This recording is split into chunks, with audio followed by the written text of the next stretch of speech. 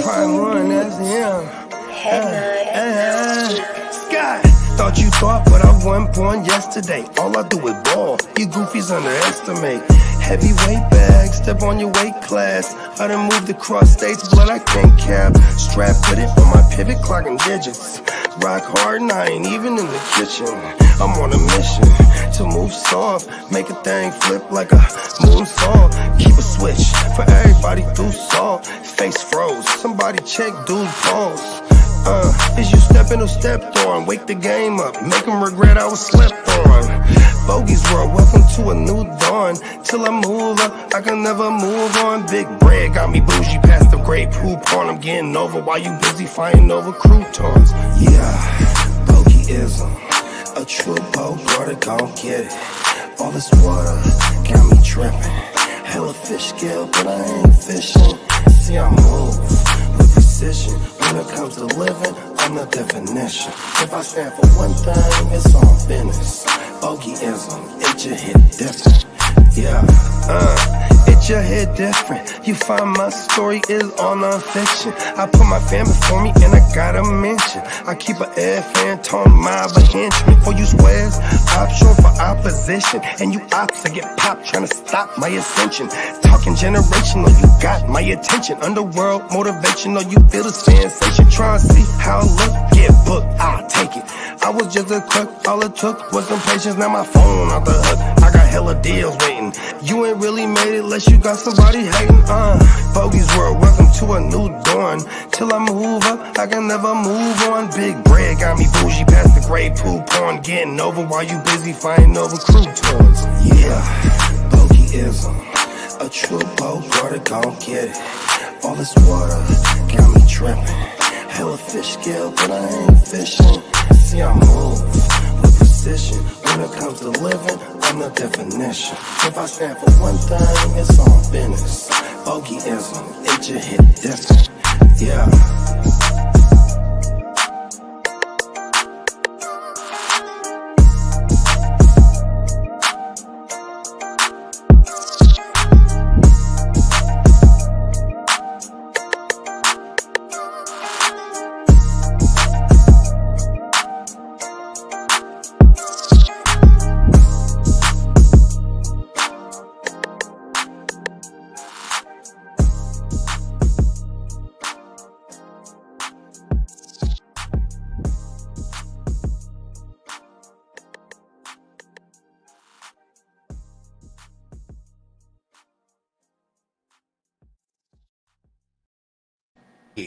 And welcome. Oh, so I just realized I'm still row your boat. Oh, I'm still fantasy row your boat. Anyways, I am fantasy row your boat Bogey, back in the building with my esteemed colleagues, the playmakers themselves, and welcome to another edition of a Wake Yo game. Top of the morning to everybody, man. 100%, man. Top Cheers of the morning, sellers. Top of the morning to the whole chat. There it is. Go ahead, man. What's going on? Tell us how y'all doing this morning, man. Shit, man, you know, just a fantasy rowing that boat down the stream still. A little, you know. I managed to not look at a bunch of my teams last night. I just knocked out, and I woke up this morning. Now I'm hot. Very good. I spent the majority of the morning convincing myself that 3 and 6 in some of these big money leagues is not so bad. Hey, Bogey. Okay. What's up? Then I go and look at all my 7 and 1s and my 8 or my 7 and 2s and 8 and 1s, and I just feel better. You know what I mean? Yeah, Kid has got some nice teams though. Undefeated, that's a nice one. Yeah. Oh yeah. You know what? I think we're gonna just take them right to the streets. Get it, bro. Let's go.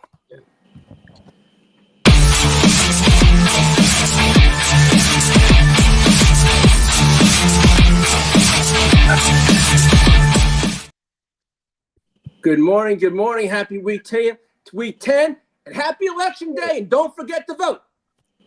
Look at that. He cares about America. He's doing his civic duty, isn't he? Democracy. Yeah. Well, I put the mockery in democracy. Yeah. Go ahead, Lee. What you got for us? Well, we know about Dennis Allen getting fired with his 18-25 sorry ass record. Pause. Fun fact.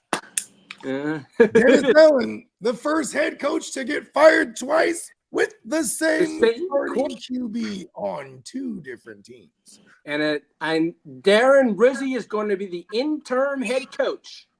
He's a special teams guy.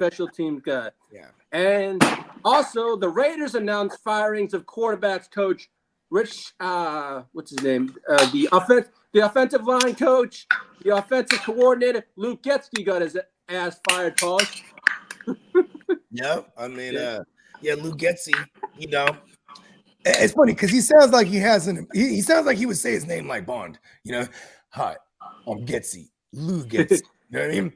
But yeah, he wasn't handling. I mean, he made his hay with Justin Fields the past 2 years, and then he was the QB coach for Aaron Rodgers in Green Bay. So he was from like the Matt LaFleur lineage, and he definitely parlayed into that to 2 offensive coordinator jobs. But he's just not it. You know what I mean? He's one of those disciples that just, you know, the not so fancy ripoffs. You know what I mean? Yeah.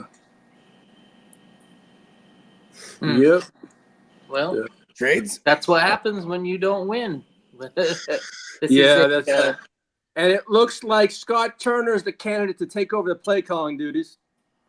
There you go. And shout out to Antonio Pierce, man. I feel like he's gonna be the next one out there, like, because this is how it goes. You let all the heads roll that aren't you if you're the head coach, and then you're next. You know what I mean? And this goes to show this is why a lot of teams don't hire their interim head coach as the actual head coach. You know what I mean? Yeah.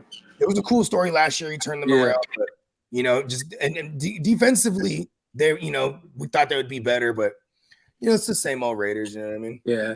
And Puka Nacua said he let his emotions get the best of him on that play that led to his ejection. You know, he's best friends with Dana White's son. Oh yeah, that's right. Yeah, he was trying to make old Uncle Dana White proud. You know what I mean? He's like, he's trying to prepare for his career after football. You feel me? UFC after football, bro.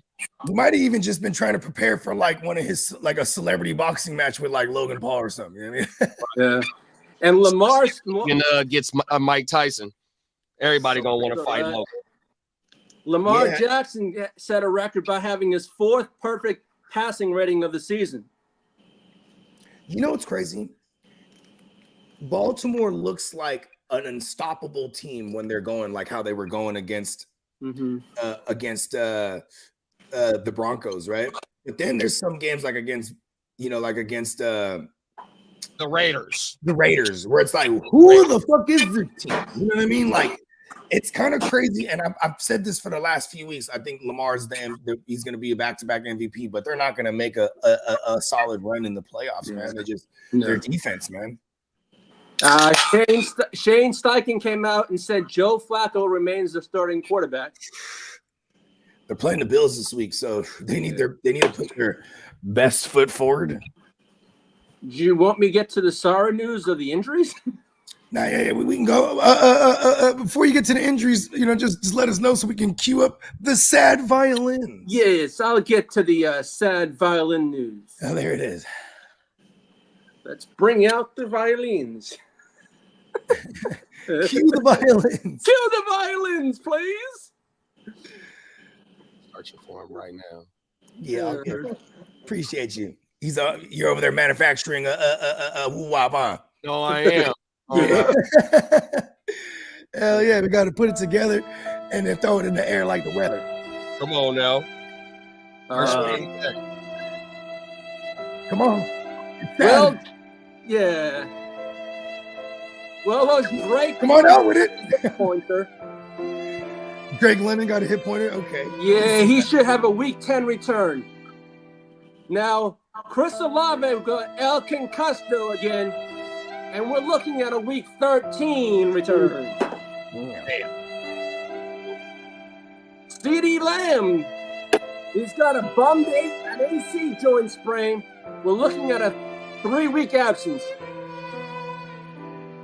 They say I've read conflicting reports. Yeah, I've read I've seen play this week is what they're saying. I've seen him play this week, and I've also seen maybe not. So who knows? Now Dak Prescott was put on the IR, so Yes. he's out for the next 4 games. Yeah, he got put on the IR with the damn string. Yep. He's out. I hate damn string injuries. That's what we're Caleb calling Williams them now. is dealing with a jammed ankle, but should be able to return for Week 10.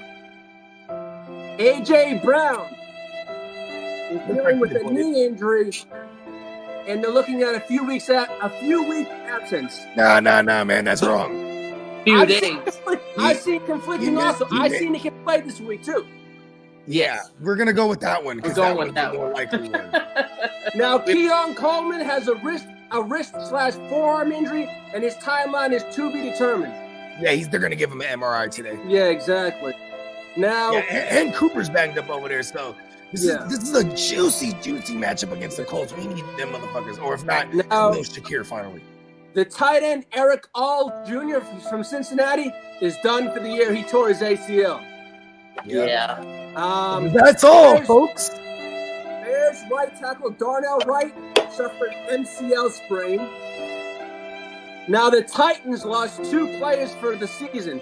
Lloyd Cushenberry to an ACL injury and Quanton Diggs to a wrist Quandre. fracture injury. I like that though, Quanton.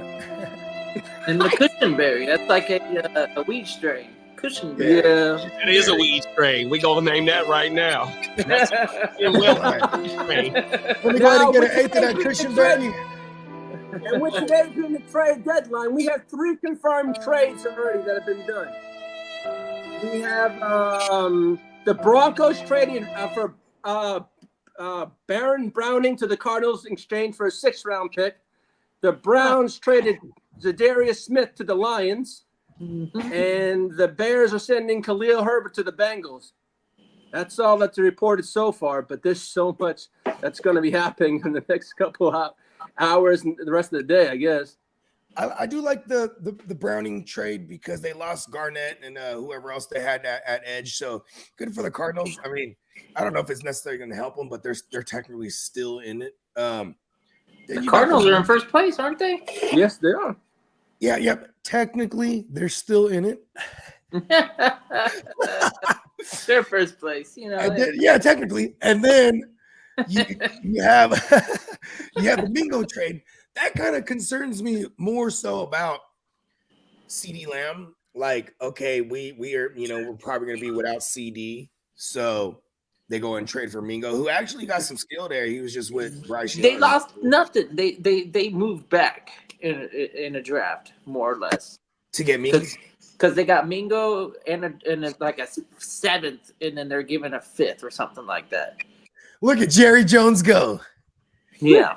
And then there's the Khalil Herbert one. This one's a little bit of a head scratcher to me, but it definitely, because it's like, okay, what is, I would have figured that there would have been some kind of quote unquote competitor that would try to get a running back that, you know what I mean? But Zach Moss did go on the IR this past couple days.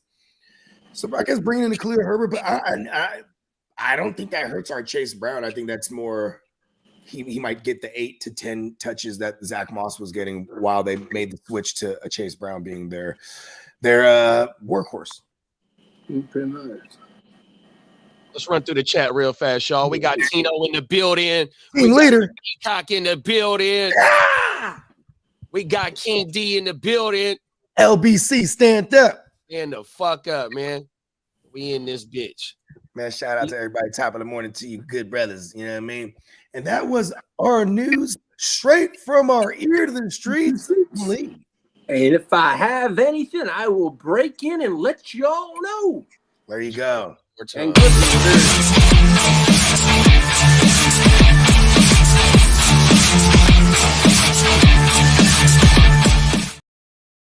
The fella.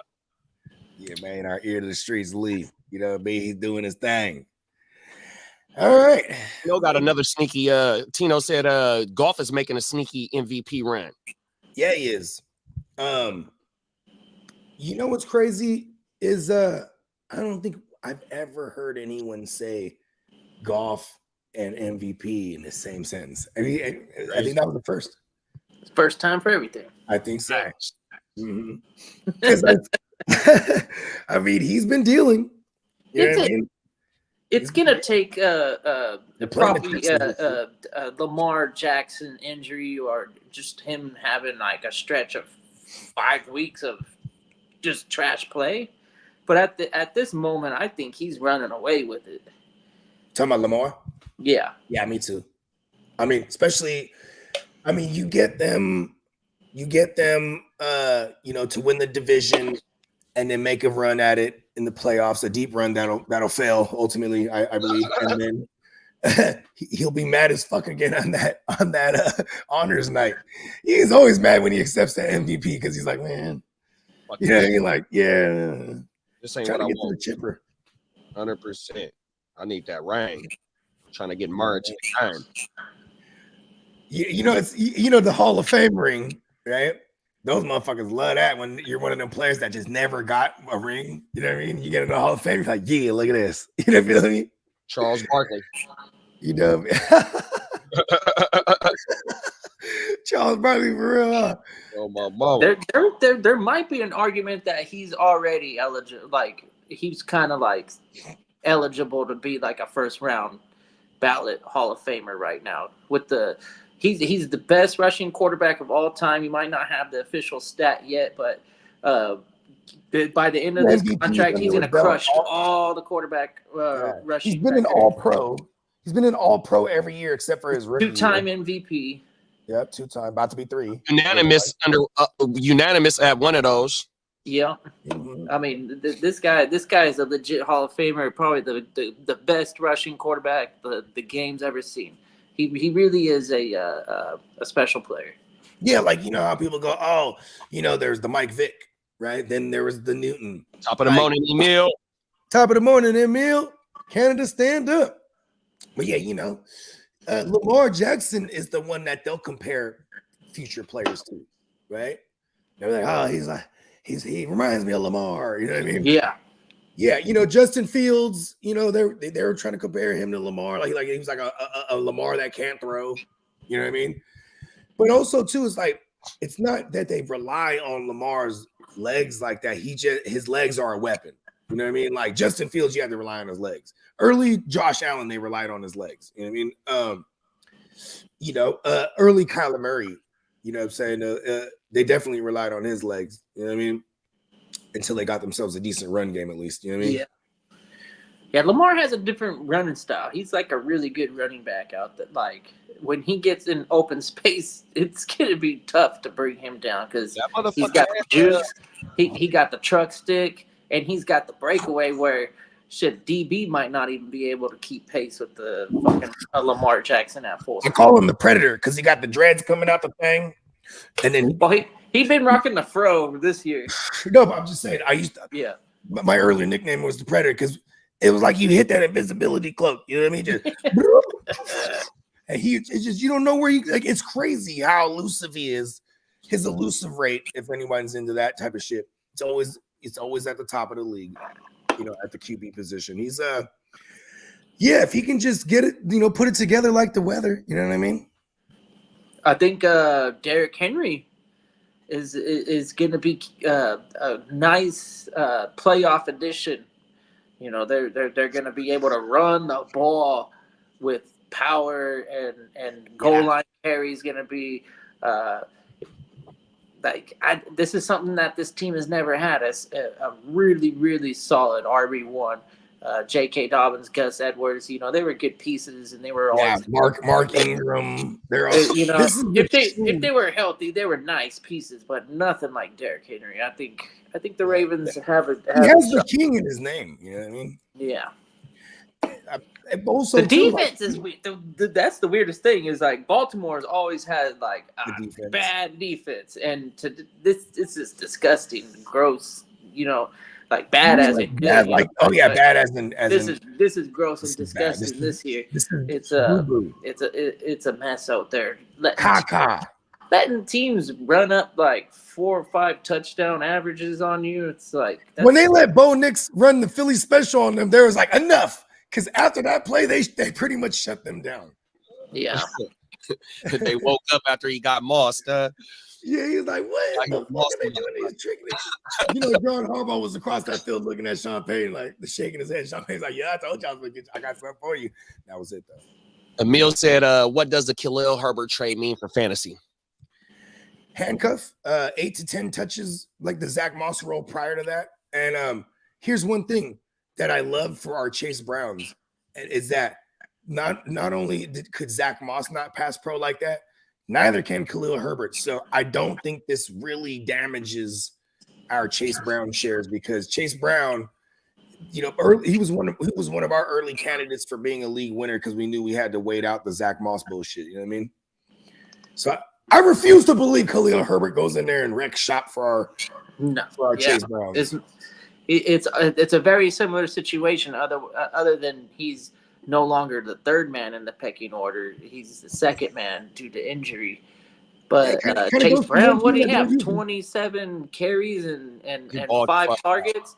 Man, I don't think they're planning on giving him a breather too often. So that's kind of what Khalil Herbert will be. He'll be a breather back, and I don't think he's gonna obtain a full drive. You know, it's not a split backfield, that's for sure. So I don't know. I don't value him like Bogey said. It's gonna be a handcuff, but keep in mind, like, is that really a guy that you want to have a handcuffed right now? Like, there's probably a lot better handcuffs out there. Yeah. Like I would say, like Benson, Jalen Wright right now. I guess there's some news that Mostert's going to be injured again, and Jalen Wright is earning some reps. He didn't get any touches at all after he fumbled last week. He got with the fumble. Yeah, and then they went straight to it was all Achane, and then they sprinkled in Wright. And that's the thing with Achane. Achane had a 69% snap share. That's the first time that he's completely controlled it like that. Usually it'd be 50s and low 60s. That motherfucker had a 69 fucking snap share, bro. That means hey, he's a 69 god. Hey. Running for your life. He should have one of those fragile stickers on his helmet, though. You know what I mean? Like, this is that's like Tua. Dangerous. Yeah, both of them got the fragile sticker on their helmet. Tua. Hey, I'm telling you, that's part of their plan over there in Miami too. That they got the fragile sticker on his head, and he runs and dives head first. They all get out the way because no one wants to be a murderer. Yeah, he had 69% last week. That's crazy. He takes that motherfucker insane. over. Top of the morning, Cap for Life. Cap for Life said, I was in 13th, now I'm in 5th. I got Jacobs on the bye. Do I package him with Tank Dell for Nico or Jettis, perhaps? Is that fair compensation? Then he also says, should he pick up Denard Robinson? D-Rob. If you can get Jettis, for sure. Nico, we got to wait until we get some practice reports because. But this might be the time to buy too, because we do have the inside scoop that he should be on the path to coming back this week against the Lions in a big one. You know what I mean? Pause. Yeah. Sunday nighter. Big Nico the Freako, we need him. They allow opposing number ones to eat like that. I think they're averaging like 16, 17 points in a regular 1 point PPR to opposing wide receiver number ones. We like that a lot. So and if the Nico or the Freako doesn't come back this week, then Tank is definitely in play here. And I would try to sell high on Tank if that's the case. If I can net me, even if I got to obviously got to package it up, but if I can net me Collins or Jefferson, I don't know if anyone's coming off of Jefferson, but yeah, definitely shoot for the moon. And he's talking about picking up DeMarcus Robinson. That would definitely be a nice little claim for you. I would do it. How come DeMarcus Robinson can't do those things when everyone's hurt? They're like, this is his bag. He's like, yes, I'm the killer number 3. You know what I mean? Yeah. Get all the attention elsewhere, and I'm scoring tugs at a high clip. You ain't lying. This is that back-to-back games. Yep, and he had 3 in the past 2. You feel me? Mm-hmm. That shit is crazy. That game winner. I mean, he's a Super Bowl champion. And the Rams, they're not going to slow down on the scoring. I think they're gonna keep scoring and giving DeMarcus Robinson an opportunity to make a play or two. That's a nice pickup. I like that one. I threw a dart though at his ass, and Had to play him last week and the week before last. This week I didn't get to win, but last week I got to win where I played him at on my mound. Oh shit, we don't even call him. He's not one of the Rob the Mobs, even though he's a Robinson, huh? Oh well, in my spreadsheet, I just put him as D-Rob. Yeah, okay, there you go. D Rob the Mob. Right, there it is. There. There it is.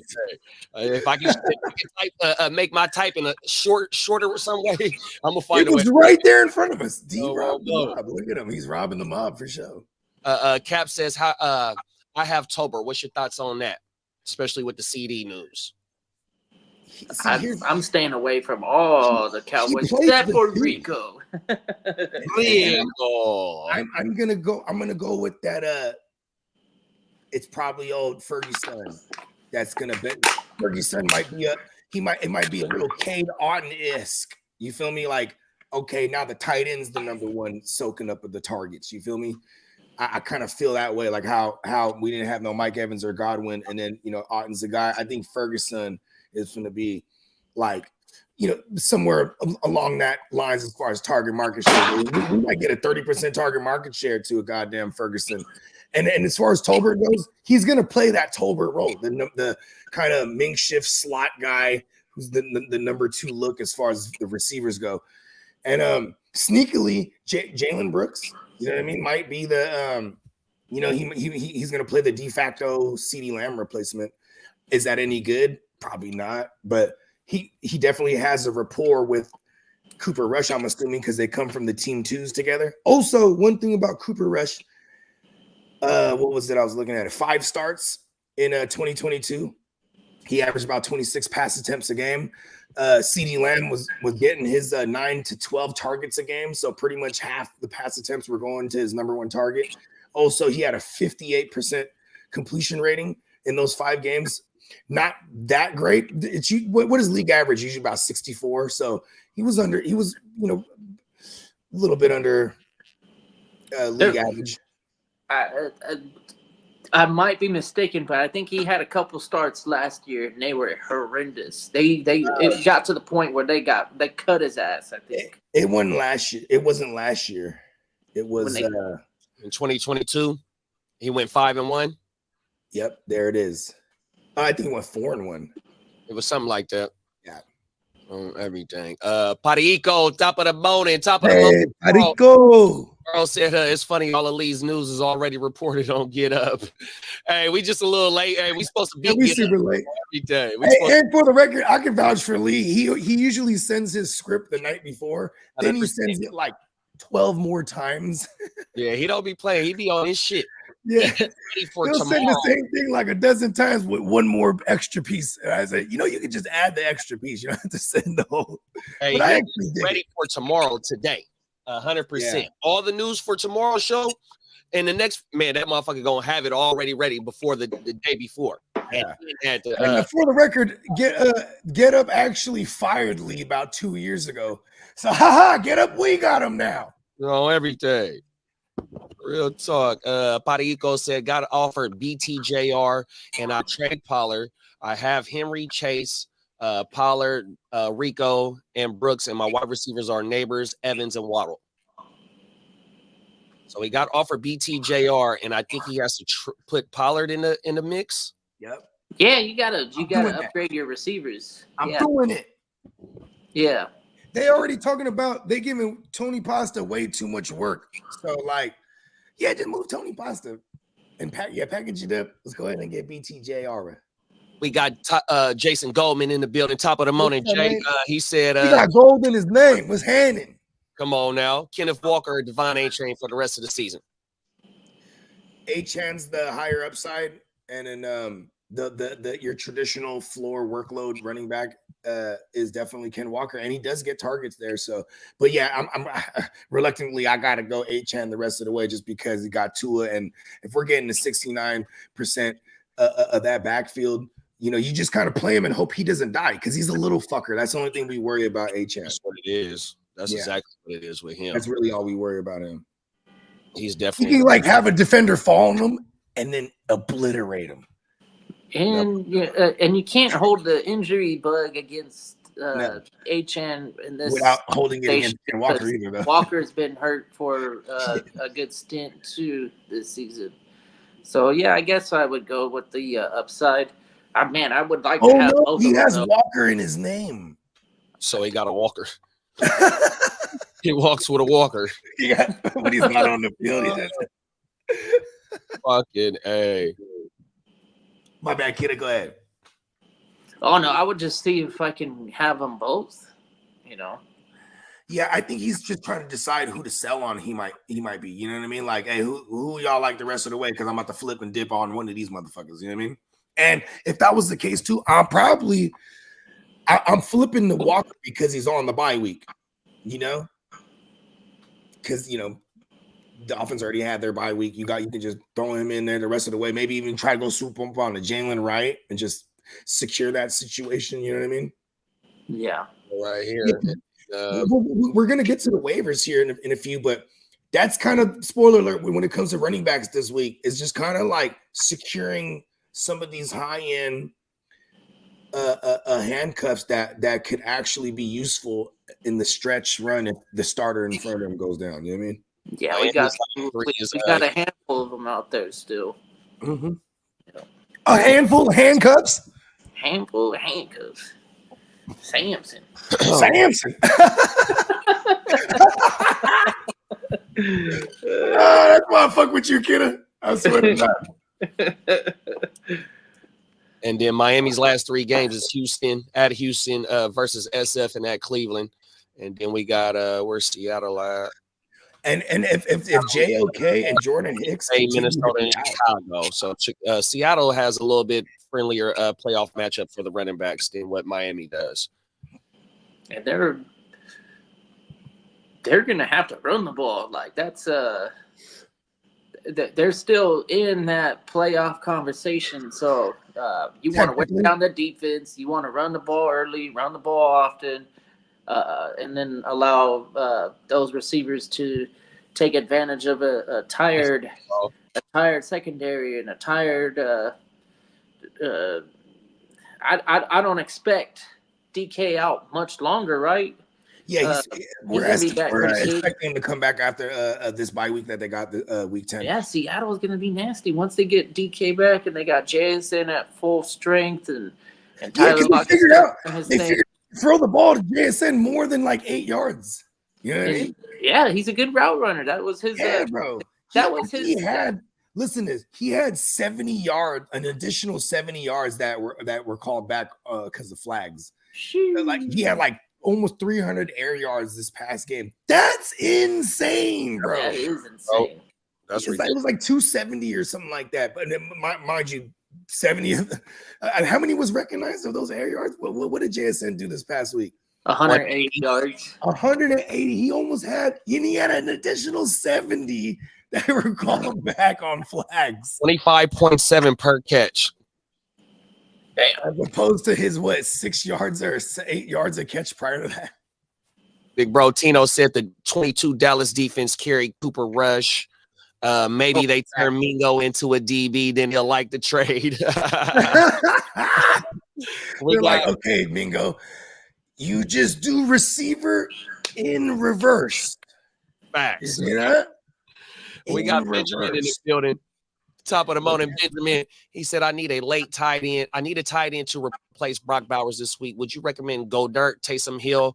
I can drop Ladd, Jacoby Myers, or don't drop none of them.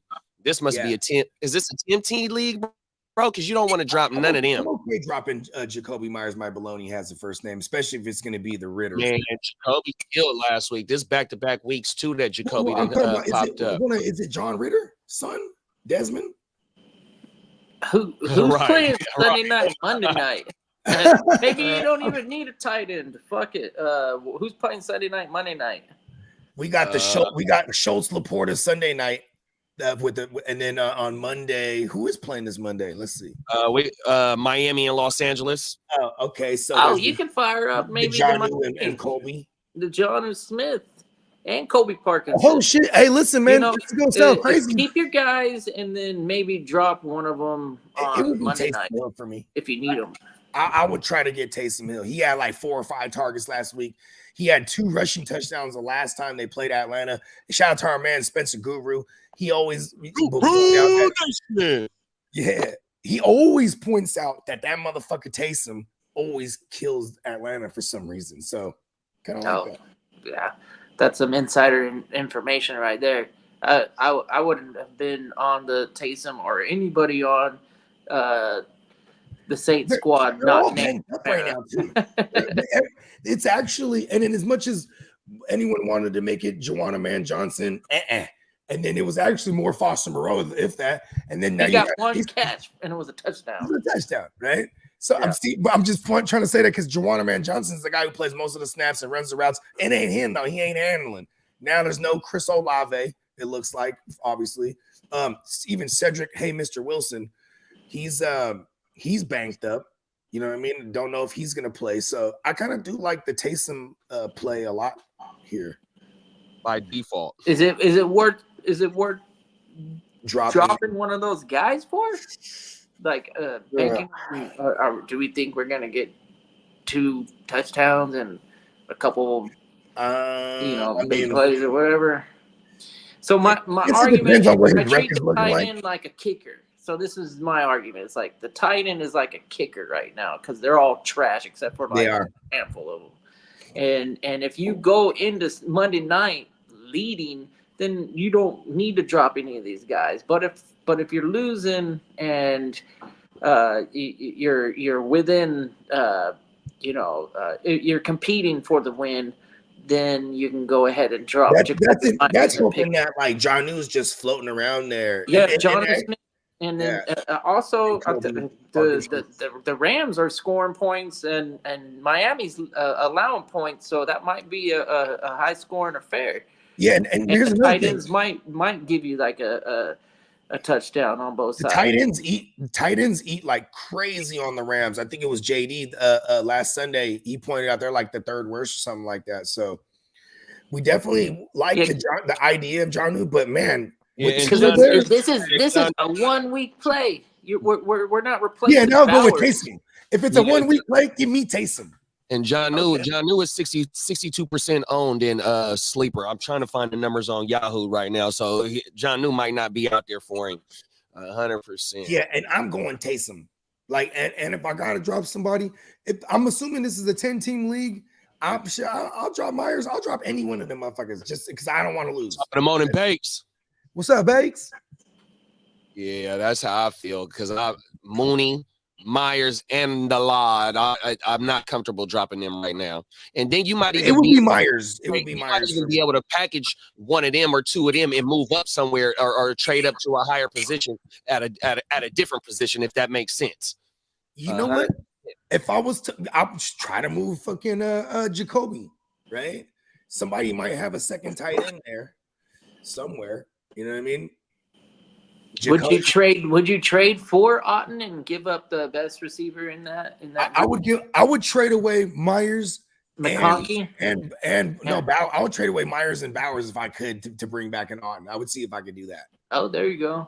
These guys are on their bye week. They are on the bye week, so it is kind of. So you got to hope that Cade Otton guy is cruising like he's like a 7-1 or a 7-2 or like a 6-3 or something where he could actually be like, okay, yeah, I'll take on the Bowers because Bowers is a nice trade piece, and I would be trying to sell high on Bowers right now. I don't like the situation moving forward.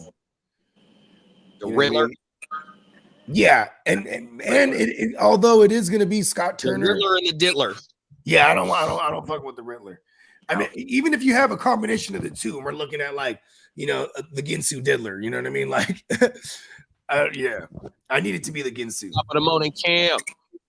What's up, Cam? Cam said I haven't watched anything fantasy since losing this past week. It's all good, man. He said he put up the second.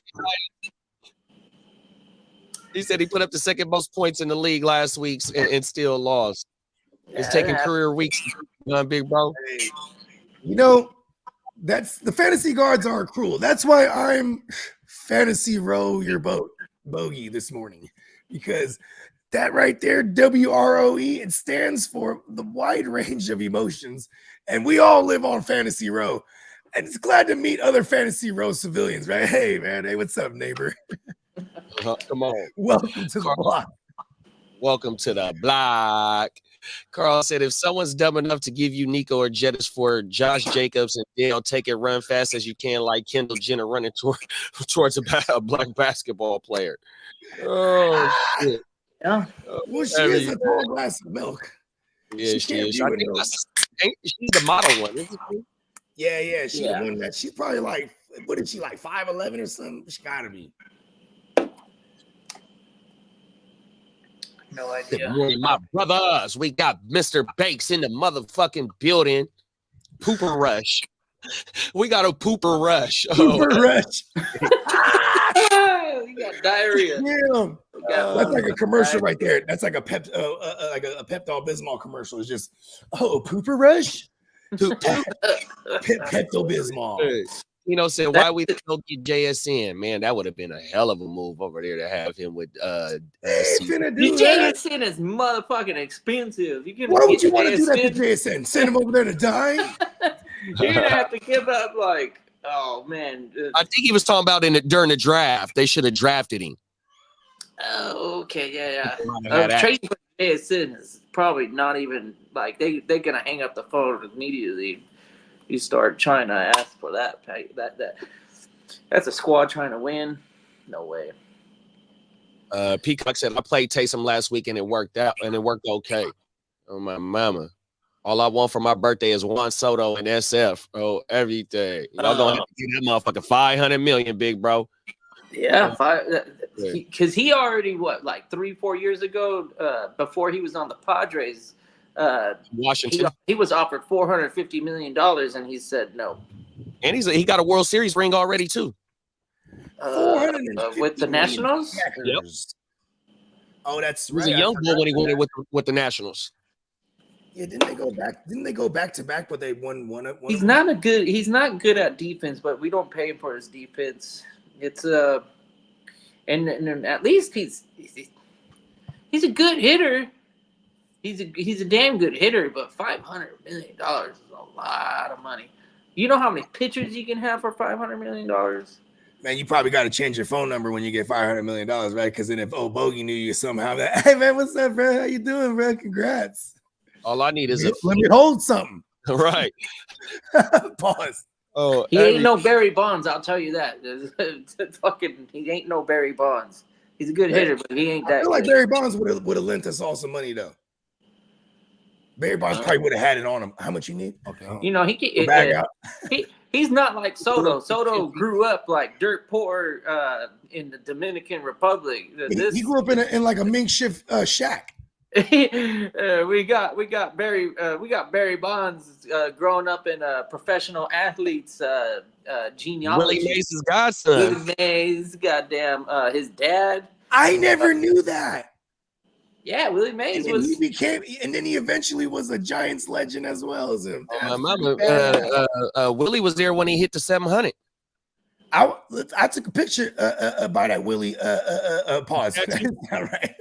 And you got big Bonds, and it was Willie McCovey all in the outfield. Willie McCovey was a Giants great as well. McCovey Cove. Yeah.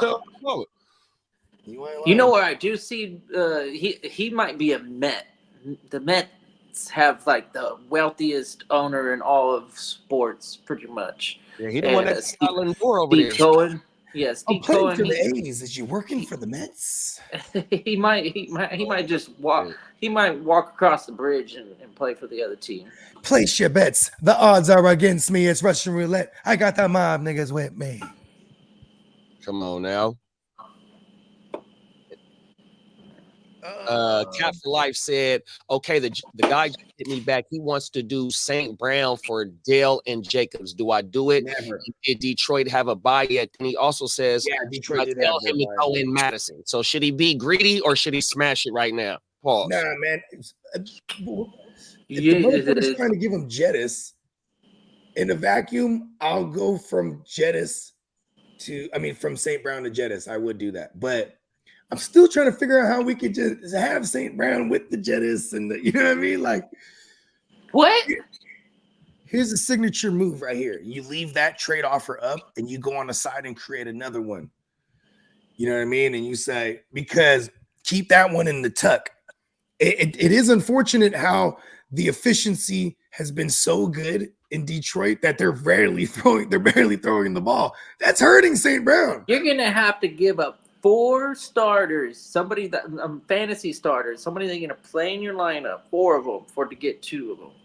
You know, granted, like I love Justin Jefferson and Amon-Ra St. Brown on the same team, but that just means that I have to fill a void that might be too dark and deep for me to be comfortable with. It's a dark void, isn't it?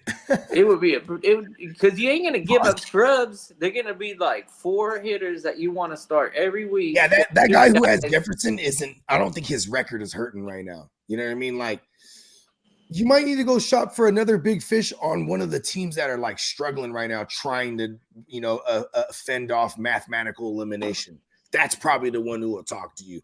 Because this person's not going to give up Jefferson unless they're getting like what they consider a top tier receiver in return. In this case, St. Brown. You know what I mean? Yeah, the St. Brown is a great player, but what I feel like the Lions are going to do is start running away with it, and they might get to this point in fantasy playoffs for you where shit, he's not going to be any. Don't you say that? He might not be any use. He might not be any use to you because you're going to have the first week bye locked up or something, and they'll be sitting their starters, and it'll be a. Why are you speaking this gloom future? I'm just saying, this desolate future. This is something that you have to consider when you're building rosters at this point in the season, where you know where these teams are headed. Yeah. The Lions, unless something crazy happens. They're not going to lose a whole lot of games. What's their schedule? Closing out.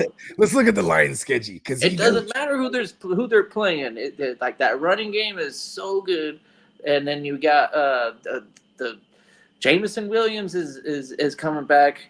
Goff is playing at an MVP level. Right. When they're at home, it's pretty. Oh my God, that's the second time we heard it in the same sentence today. Yeah, it's pretty much a damn fucking win if they're at home. You ain't going into Detroit and beating the Lions, it looks like. Here go the rest of the schedule. The Texans, Jaguars, Colts, Bears, Packers, Bills, Bears, Niners. Niners is the last game of the season for them. Outside of the Bills, Vikings is the last game. Excuse me. They end with the Vikings on 1-5. Outside of the Bills matchup and maybe the Chicago matchup, this is awesome for St. Brown the rest of the way. Yeah, I love St. Brown. I probably would do that trade. Not gonna lie, because I feel like the running backs are easier to gain off of the on the waivers, because you probably have at least 2 starters. I'd hope, anyways. And then you could fill in because you gave up 2. Go get a handcuff. It doesn't have to be somebody on your roster, but go get a handcuff that you like. And then, you might get lucky and have the next Tyrone Trey Benson. Trey Benson is a nice running back. He was the 2nd overall drafted in this class, and he's just waiting for his opportunity. I don't think Connor's gonna go anywhere. No, he's not gonna beat Connor and take the job. It's just that Connor could die. If Connor dies, then Benson is gonna be crazy valuable. Yeah. Connor, I think he's only really made it to to the fantasy playoffs. Yeah, we're crossing our fingers. We're doing this right now. We're like James Conner. In the last, I think it was 2022. That fantasy playoff run, he was alive because he was coming back from injury, like missing like 5 weeks. Other than that, he doesn't really survive enough. So I would say Benson is definitely my favorite pickup this week. I do agree. Running backs, start loading up on them. If you got space for them, put them on your roster. Drop your kicker. Drop your backup defense. Just put them on your team and wait for something to happen. It's worth it. It's worth the shot.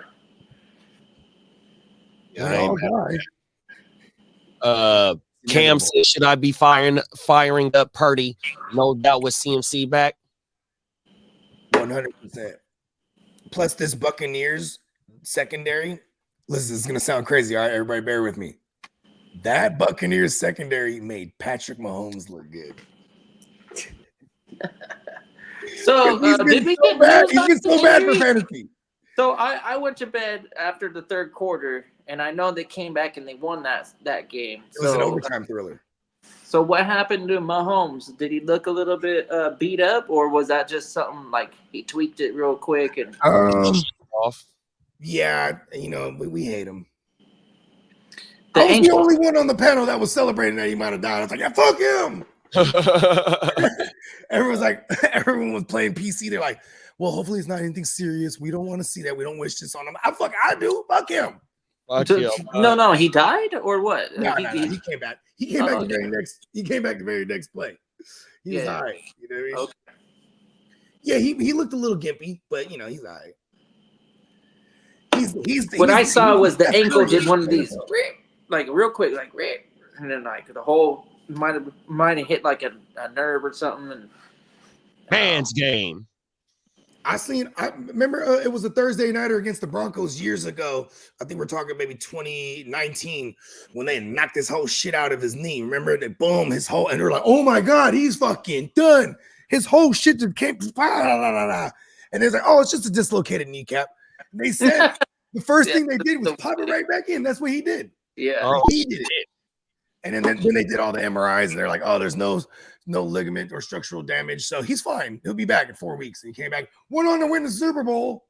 he's made out of Play-Doh or something. You know, just fucking take it and put it back. Back in, huh? He's just Reshape it. pliable. Pause. The fucking And play. in the Bible, they made him out of clay, right? They're like, Oh, every day. Wasn't it a cartoon with the clay figures too? Back in yeah, the day? Gumby. Yeah, I was about to say, I was Gumby like, looked that kinda shit, like man. Gumby, I guess. I think it was a some. Damn, that's And crazy. they had the claymation, which is a genre of animation, and then one of the more famous ones was like a British joint. Yeah, with the dog. With the dog, yep, and the guy with the big ears. I think I heard He that one. had the teeth on him too. Yeah. It was always just, he always just, Yeah. when he talked about him, just pause. You know what I'm talking about, right? Yeah. Damn, what was that called? Somebody in chat knows what we're talking about for sure. Yeah, Oh, so Life said he don't want to cough up Jettas. Yeah, I don't they- blame him. I wouldn't either. You know what? Like you should if just remind him, okay, bro. Well, you deal with Sam Darnold then. But that's a nice pivot. Like if you can acquire an Amon-Ra St. Brown, the only thing that concerns me with him is how good are these Lions, and if they get in position to just be like, okay, let's rest. And Here's my No. thing with the Lions, though. They pile up points regardless. It just sucks that if it's always the running backs punching in. But yeah, they're gonna pile it up. You know what I mean? And I do say when Jameson Williams comes back this week, is it this week? Yeah, yeah, should be coming back this week. That's gonna open it up for St. Brown for real. You know what I mean? yeah. Like as much as Jameson Williams, you know, is a hit or miss for us as a start in fantasy, he definitely opens it up for everybody. I mean, look at it's not like Laporta was dominating in the absence of Jameson Williams. You know what I mean? Like or St. Brown for that matter. It's kind of crazy. It's all symbiotic. Can't have one without the other. All right, how about this? We talking about the Marvel symbiote? Yes, we are Venom. Yeah, so I mean, shit. I guess the waivers ain't too tough this week. I guess we'll get to it. Okay.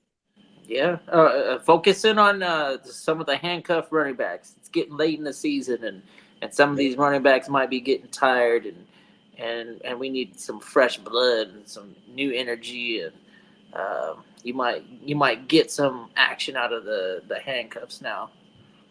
I mean, yeah, you definitely want to hold on to, you know, you're the Trey Bensons of the world. I'd say Emmanuel Wilson. Wilson, yeah. My bad. Emmanuel Lewis is I always want to go straight to what you talking about, Willis. You know what I mean? Little bruh. Yeah. Uncle bruh. Yeah. Shout out to Uncle Lil Bruh. Oh, everything. Rest in peace. Hold on. Did I just kill him? Is he alive still? That's fucked up. I don't Anyway, know. I digress. Who else is worth? I mean, shit, even Charbonnet. You know what I mean? They only feed one guy over there. So if anything happens to Walker, I mean, because otherwise, like, what other running backs is there out there besides these handcuffs right now? Just, Ray Davis, hold on to Ray Davis, maybe, because, Algier. they pretty much just feed one guy over there. Al Boo Boo. Yeah. Who was that? Al Boo Boo. Oh, yeah, Al Boo Boo. Yeah, that's a good one, bro. Tyler Algier, Al Boo Boo. You know what I mean? And I think that's pretty much him for running backs this week. Yeah, because the other one that Jalen Wright.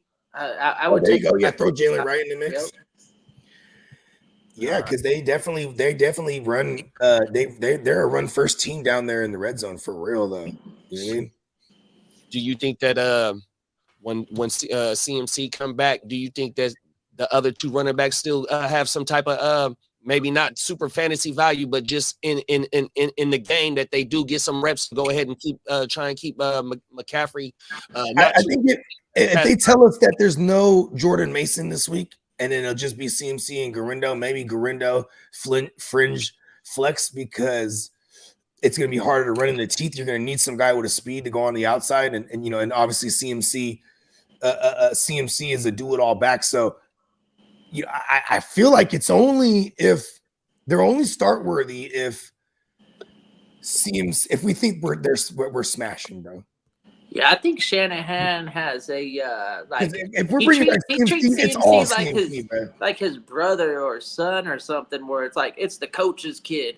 Like the coach's kid is going to get all the work. This is like nephew, right? No, this is like little cousin here.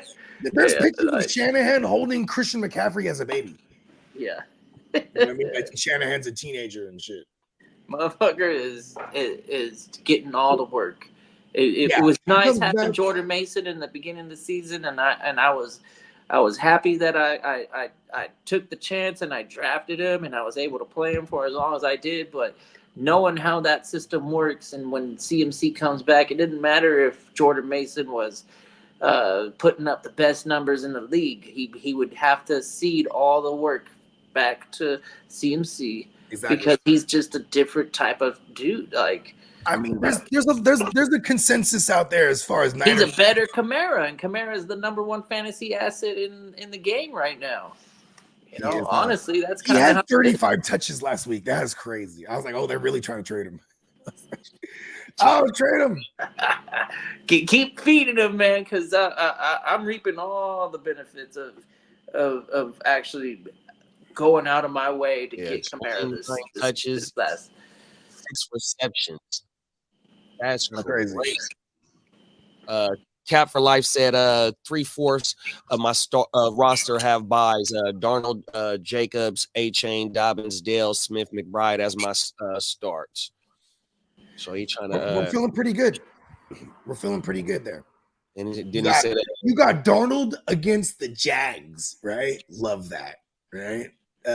He got a good match. His players got good matchups all up and down that thing. Pause. Facts. Lines legit everywhere. 100%. Do I really need to make a move at 6-3? And he's in 5th. I played a 4th place team in his 14 team. Destroy them all. Lions, Chiefs, Commanders, probably the top teams right now. We got Freezy in the building, top of the morning, bro. He says 10-man Jamar, 2 flex league, trade Jamar, B-Rob, Junior Mooney for mixing his CD. My other wide receivers are Amon-Ra, Terry, and Jay Reed. So we're looking at an absence for Prescott for 4 weeks, right? He's on the IR. So he would come back to 10, 11, 12, 13. So he'll come back week 14 for us. The reason I'm pointing this out is because if we don't miss CD for more than 2 weeks, we're going to have to deal with the Cooper Rush experience for a little bit. I feel like this is why somebody's trying to sell CD Lamb right now. You know what I mean? If you want to buy Mixon, then see if you can keep Jamar and forget about CD, and then use some other. You have the better play. The best player in the deal right now, as it stands, is Jamar Chase. I Yeah, don't we care. want to keep Jamar This Chase. is not the draft. This is not the startup draft or anything like that right now. Yeah, because Reed is too. What is his Who's second that? game? Missed this. I mean, not back-to-back weeks, but I think he has 2 weeks that he's missed this season already. yeah, because you're rolling 3 wide receivers. That's pretty nice. You're doing the Jamar, Amon-Ra, Terry, and then you can like cross your fingers and hope Reed gets the work, but it hasn't been consistent. He's probably sitting the bench on a lot of my teams that I have options with until he gets going. Yeah, I'd probably try to move Reed. Yeah. Do it I'm- two Yeah, for see one. if he for can Mixon. be Robin Reed for That's Mixon. what I was just going to say. Do it 2 There for it one. is right there. Remember. It does suck that B Rob's banked up right now, but we shoot the offer anyway. Let's go. You know what I mean? Yeah. You know what I mean? Shout never out hurts. to Freezy, man. Freezy always tapping in, man. 100%, bro. Big Freezy. If you have value Jacobs more than Dobbins, if you value Jacobs more than Dobbins, then counter with Dobbins and Dale for St. Brown. Oh my I'm mother. not mad at that. Brisk Ice T had the dopest claymation commercials. Hey, that shit still slaps. Yeah, oh shit. I remember that shit, man. The Rocky with the it was like Rocky boxing. Oh, and yeah. It was Mills Lanes was the That's Judge wrestling. Bill's face. So every There time. you go. Then and then the MTV fucking whatever. oh the yeah, fuck all that- the MTV. The fight like, or I whatever remember fuck the it was. MTV one. That's No. I want my MTV. Oh, everything. What was that? It was like fighting in the ring or some shit. They're boxing, but they were killing each other, ripping each other. That's what it was. Death That's match. what it was, a celebrity death match. Celebrity death. Oh, There it is. fucking A. And I remember it was they had here, Diddy. bro. It was Diddy versus Jermaine Dupri, right? And then they're like, oh, what's Diddy doing? Right? I don't think he was Diddy yet. They're like, what's Puffy doing? And he pulled out a crate of records and he's just throwing them up and slicing them up. Like, oh, there he is making hits with all the people's records again. Marilyn Manson was the undefeated fucking celebrity death match character, if I'm not mistaken. Oh Motherfucker. yeah, he was tearing Oh, everybody. that shit was Yeah. hilarious. Fucking A. I forgot all I about can't it. believe that show was on for 30 minutes. I'm like, God damn. Make And a Bill whole Gaines goddamn. was the goddamn. I want to clean break. Oh, that shit was hilarious, bro. They would be fucking each other up on that show. Let's get it on. Oh, that's that era, bro. Shout out to the judge, Dave. Rest in peace to Bill's Lanes, man. Did he really? I think he referee one of Tyson's fights, huh? I'm pretty Mills- sure he was a legit ref. Yeah, I think that motherfucker referee one of Tyson's fights, bro. I feel like he would stare down Tyson face to face and he wouldn't even blink. Oh, everything. Shout out to the judge, Mills Lanes. Tyson's fight is this month. Oh, yeah, on the 15th. The fake Oh, one? Is it? Yeah, it's on the 15th. Oh yeah. That's with right. Paul? Oh shit, in Vegas too. Yeah. It's on Netflix, right? That's Yep. that's Oh, bro. I've seen the advertisement on Netflix. Yeah, it's Yup. on Netflix. It's a live event on Netflix. That's crazy. That shit it's fake, right? Because he wearing it's like sparring gear and all that shit, or is It's it, not fake. It's an exhibition. Like Yeah, they're but going to be like, hitting they- each other. Yeah. What are we talking here? 8 rounds, I think it is. I don't know. I think we're talking. I think we're talking millions is what we're talking. they ain't in for the Jake fight. Paul, They ain't in Jake for the- Paul or Logan. Which one is this motherfucker? Jake? The cash flow is what they're fighting. What the fight's all about. There ain't no championships. There ain't no. Hey, listen, There props. ain't no pride or anything. Listen, I can't just help beat but up a props to that 50-year-old kid, Mike Tyson. Oh, That- okay. that And then kid Mike is Tyson said, I beat up some scrub nobody that fucking has a YouTube channel.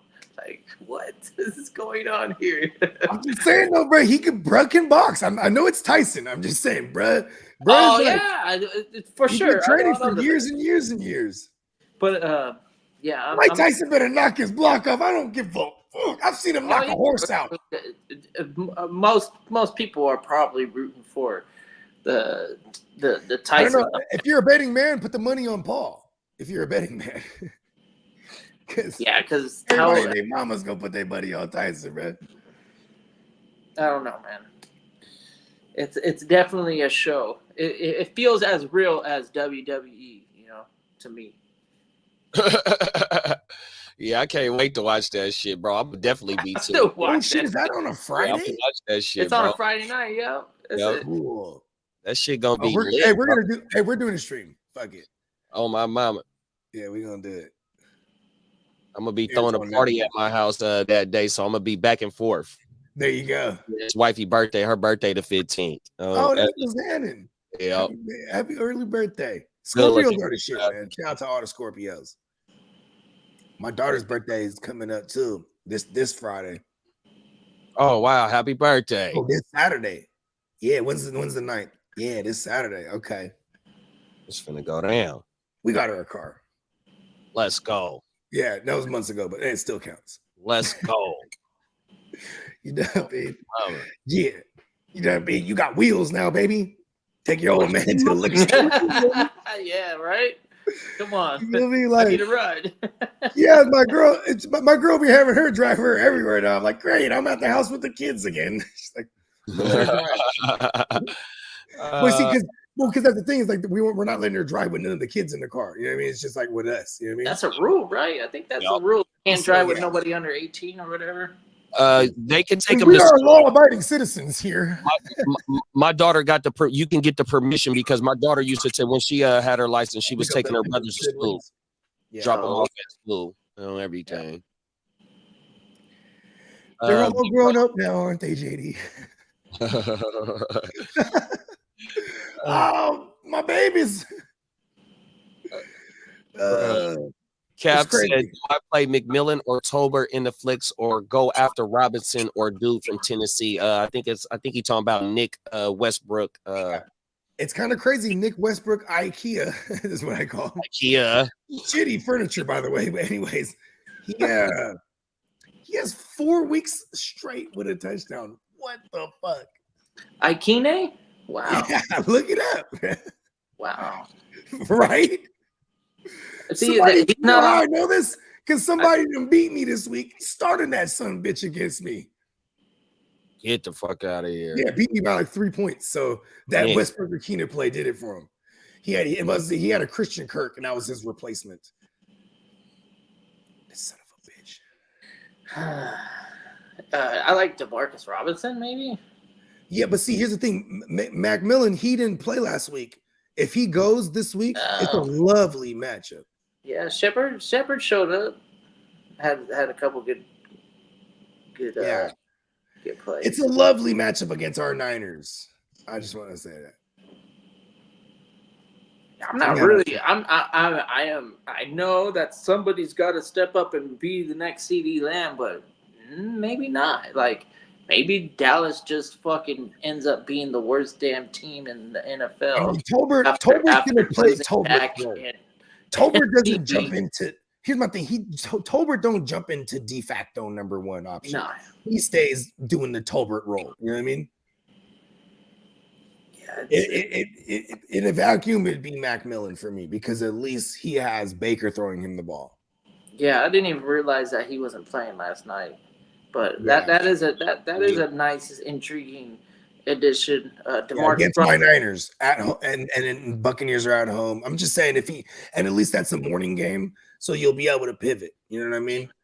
Yeah, because we're not expecting Mike Evans to come back anytime. No, soon. he's not coming back till after their bye week. If you ask, Yeah.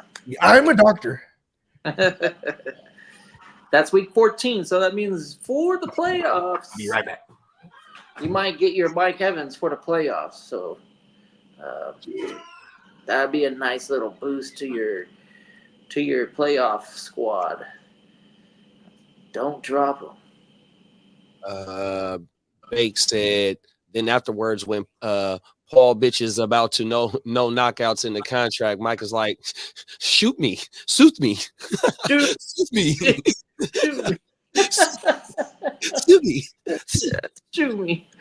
Oh, man. I I didn't even know about that. There's a no knockout clause in the contract. Like, That's okay, we're gonna fight, but you're not gonna hit me hard enough to to knock each other out. It's like a glorified sparring match. 8 rounds too. That's a workout. That's not a fight. That's just a workout.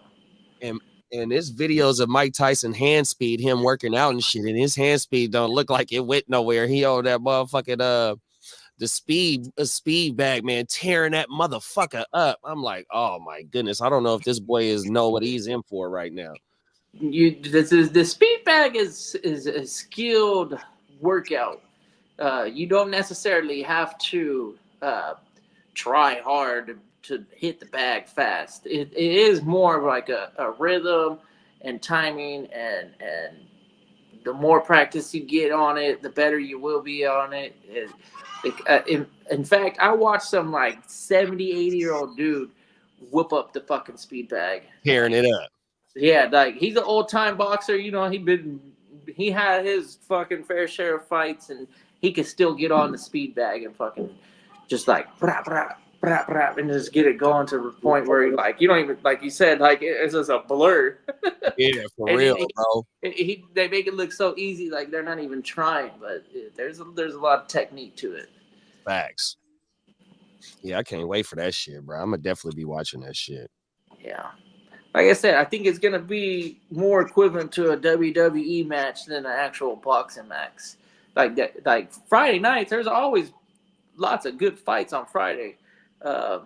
That's my favorite thing to do on Friday nights is watch boxing. Oh my man.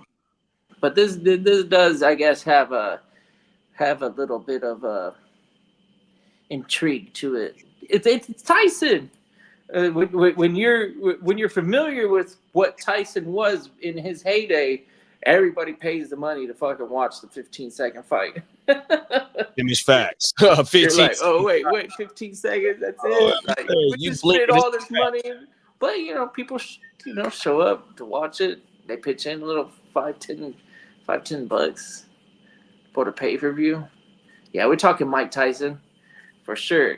Mike Tyson versus blonde-haired white boy guy. I don't know. His name is Jake Paul. Put some respect on his name. He's fighting the GOAT. I should respect his name, but I'm not really in. It's funny because I used to can't stand that motherfucker because like I felt like he was picking and choosing. Like, okay, like for example, he's like, all right, I'm gonna box this fighter. Yeah, he's a UFC fighter. You know what I mean? Let's box him, right? But it's like, this guy's a fucking mixed martial artist, right? And then he has a bunch of fights like that where it's like he's just fighting these not. Then he fought was it Fury's little bro? Tyson I know Fury, he's got some boxer. Yeah, I know he's got some fighting under his belt. Let's go. I respect him now. I don't get because you know what he's doing it for. It don't matter if it's old Mike Tyson. If you could put paws on Mike Tyson, you know what I mean? He's this guy, the Paul guy, the Paul brothers. They're the clout. They're like some of the reigning clout champs right now. You know 100%. They know what we're talking about it right now. Yeah. And the reigning undisputed clout champion. Mike about to ice this dude. He's plus 240 on the bet now. Put the money on Paul if you want to win anything. Yeah, that is that's screaming because all he has to do is dance around the ring. Right? If he wants to seriously win, I would do that. He has to run a ring, score a couple points, land a couple shots. But still though, Mike Tyson, bro. I feel like Mike. You're right though. It would be him just dancing, backtracking all the time, and Mike's just gonna be closing in all day, every day, bro. Yeah. He's a yeah. I can hear it right now. The crowd going boo because there ain't no action. You're like, oh shit, nobody wants to get hit because Mike Tyson's old. He's like, I don't want to get concussed anymore. And then Jake Paul's like, Mike Tyson can still hit hard. I've never been hit that hard or whatever, like, I don't know. I bet we'll see. I'm about to hit up Hess. I bet you he's going to that fight. If they throw hands like aggressively the first 3 rounds, I probably would be surprised. I don't think it's going to be like that. I think they're going to drag it out, make it a show. And then I hope he knocks him out in like 7 seconds flat in true Mike Tyson fashion. Yeah, that would be great. That would be That's what we pay money for. That's what I pay my $13 a month for Netflix for. I've been Them paying is $13 facts. a month for Netflix. I think Netflix stock is like $500 a share right now, too, bro. Yeah. Remember when they were nothing? They were like, okay, get a DVD in the mail. Yeah, you send Oh, that in. everything. Facts.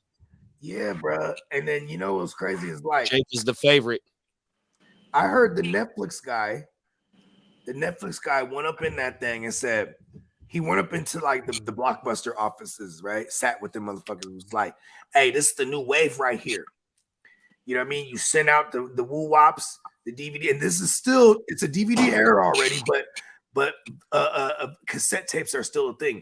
You know what they tell this motherfucker? They go, we're not gonna do that because the money we make off them not rewinding is so fucking crazy. Get the You fuck remember out that of shit? here. Yeah, bro.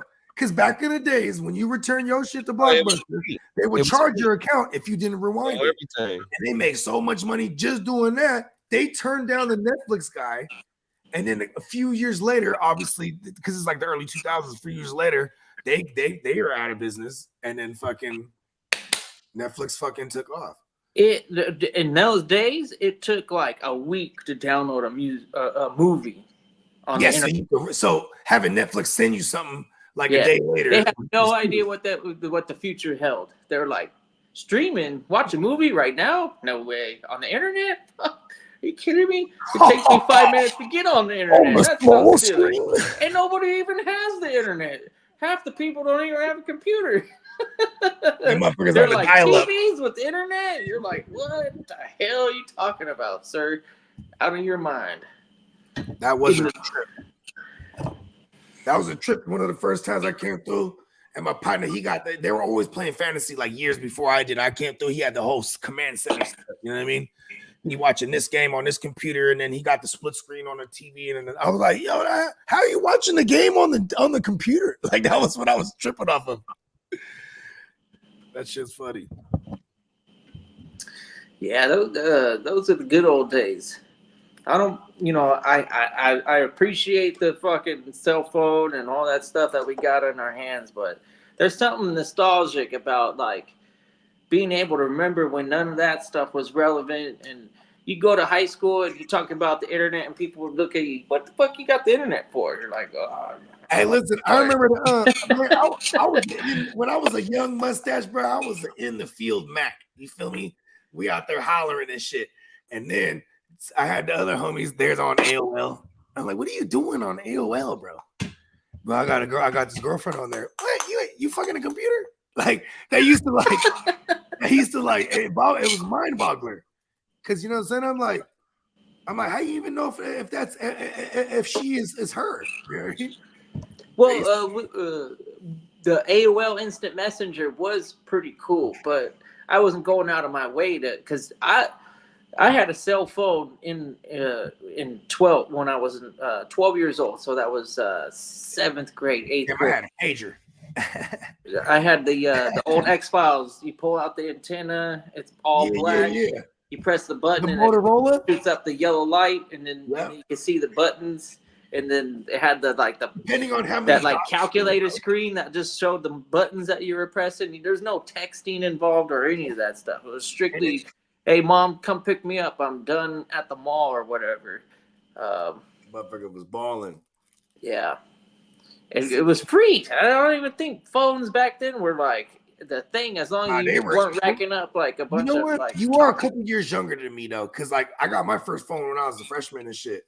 And then that's when they started coming. Yeah, mine. We probably got the phone at the same time then. You remember the Nokias? The brick?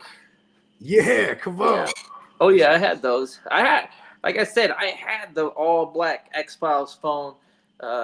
It was when AT&T wasn't even like doing cell phone service. I don't even think I was I might have been a sophomore. It was Pat Bell who was doing cell phone services.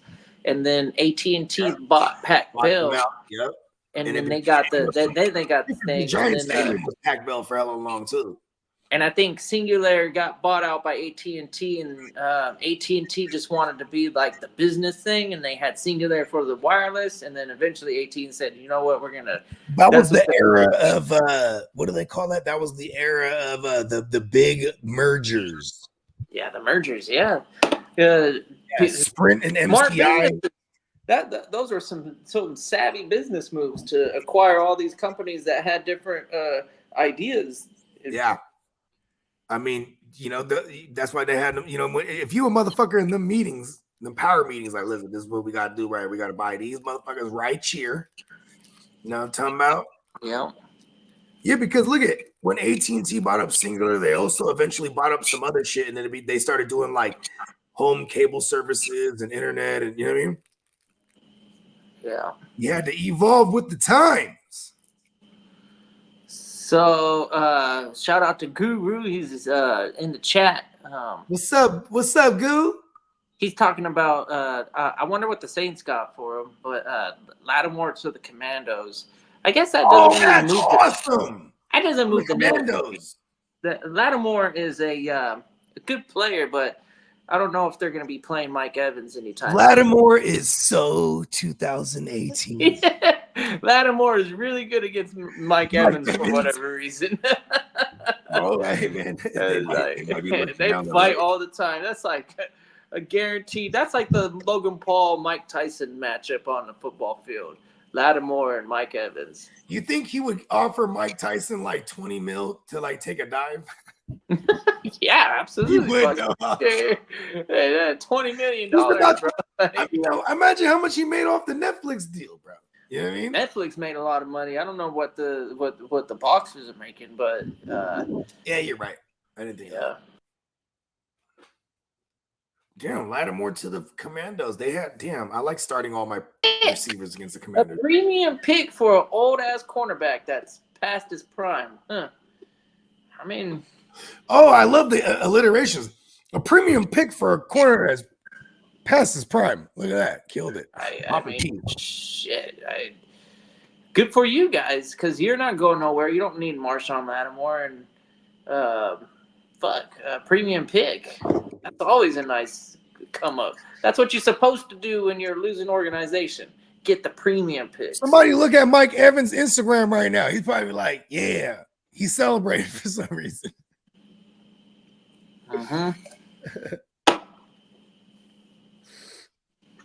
I knew there was gonna go. I knew Washington wasn't gonna sit on their hands. I thought they were gonna try to go after Higgins for real. But they do need cornerback. And the way Lattimore is built, he's definitely a Dan Quinn looking corner. You know what I mean? Dan Quinn don't like the speedier corners. He likes the 6 foot plus, being lengthier cover guys. You know what I mean? Yep. Head on a swivel.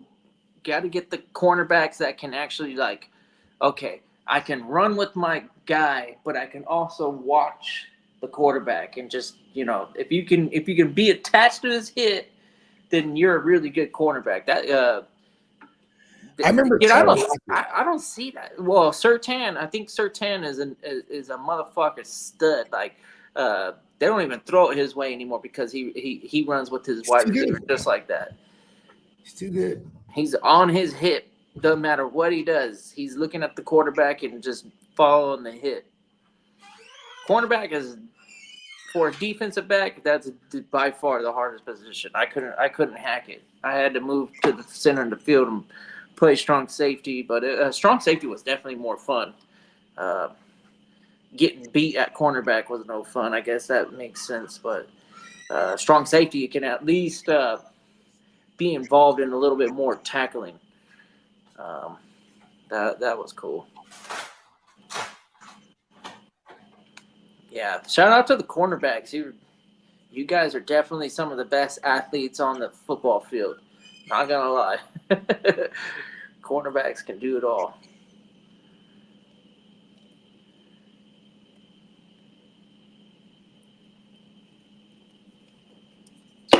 Yep.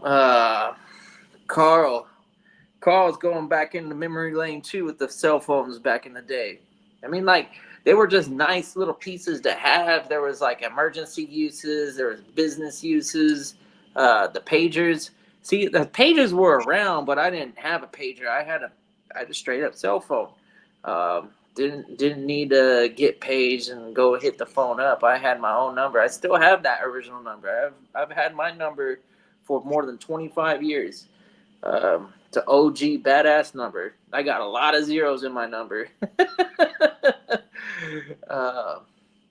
It's cool to think about like how phones weren't like when I see these videos on YouTube and everybody's at an event or a concert or wherever the fuck and they got their phone recording it. The only thing I can think about is why do they even care? Because if they wanted to go watch it, it's available on YouTube. They could watch it from somebody else can do all the work for them, and then they can just sit there and enjoy these experiences that I'm accustomed to experiencing things without worrying about recording shit on my phone and looking at a little screen when I got this shit fucking sitting there right in front of me. Like that boggles my mind. I just don't understand. Got an 85 inch and I rarely watch football on it because the goddamn fucking. If I was at a football game, this is the last thing I have in my hand. Maybe if I wanted to check my fantasy football score. No, I'm just saying, you don't got kids over there though taking over the TVs though either. You know what I mean?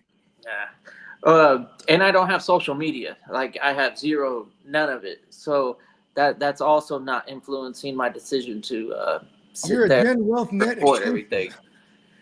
If you're looking for our man Kidda Esquire, lawyer / scientist extraordinaire, you come on over to GWN.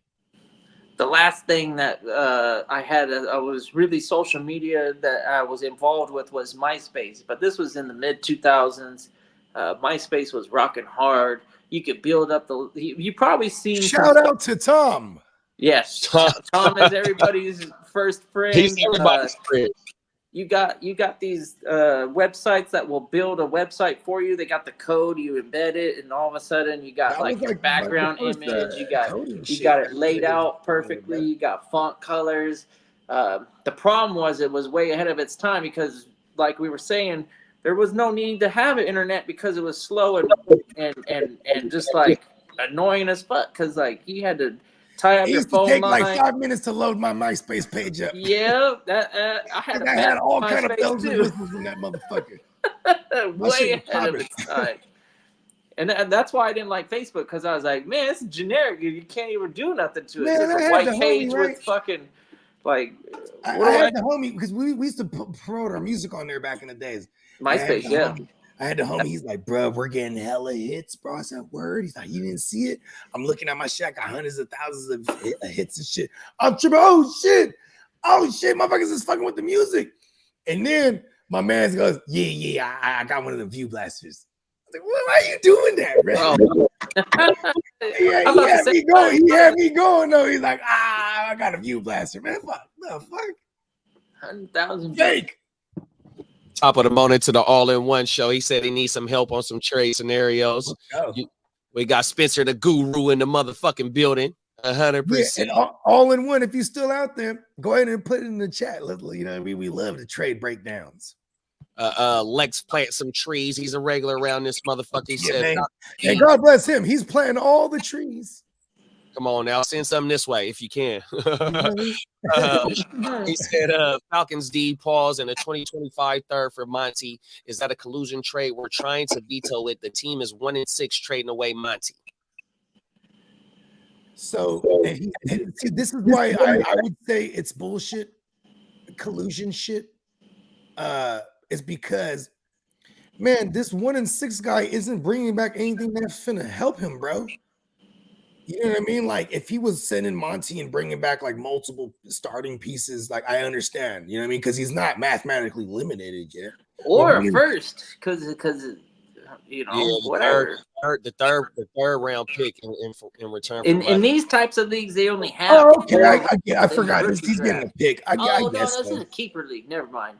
It's not Yeah. dynasty. So in keeper league, a third round pick in a keeper league is kind of nice. Yeah, because how many are you keeping, right? If it's a 3 keeper, One. league, that means He said one. that. Okay, He said they're so only keeping you got one. great options here. Yeah. It's at the third spot, and he's gonna get an extra third, whoever that person. Yeah, I don't like that trade. That's some bullshit. Tell him the fantasy gods will punish them.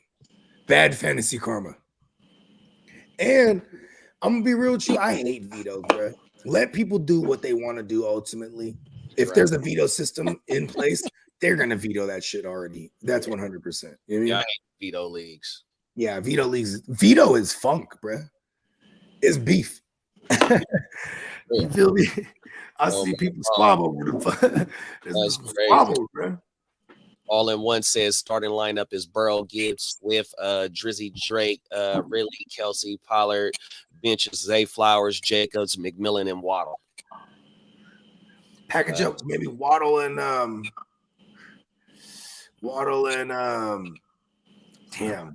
something. He needs to improve here in a couple of spots though.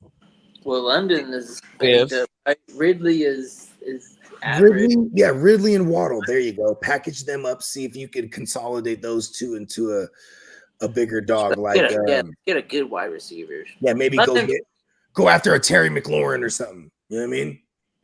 Go after bigger, like maybe an Amon Rod. Like get a hitter. WR. I went straight to realistic.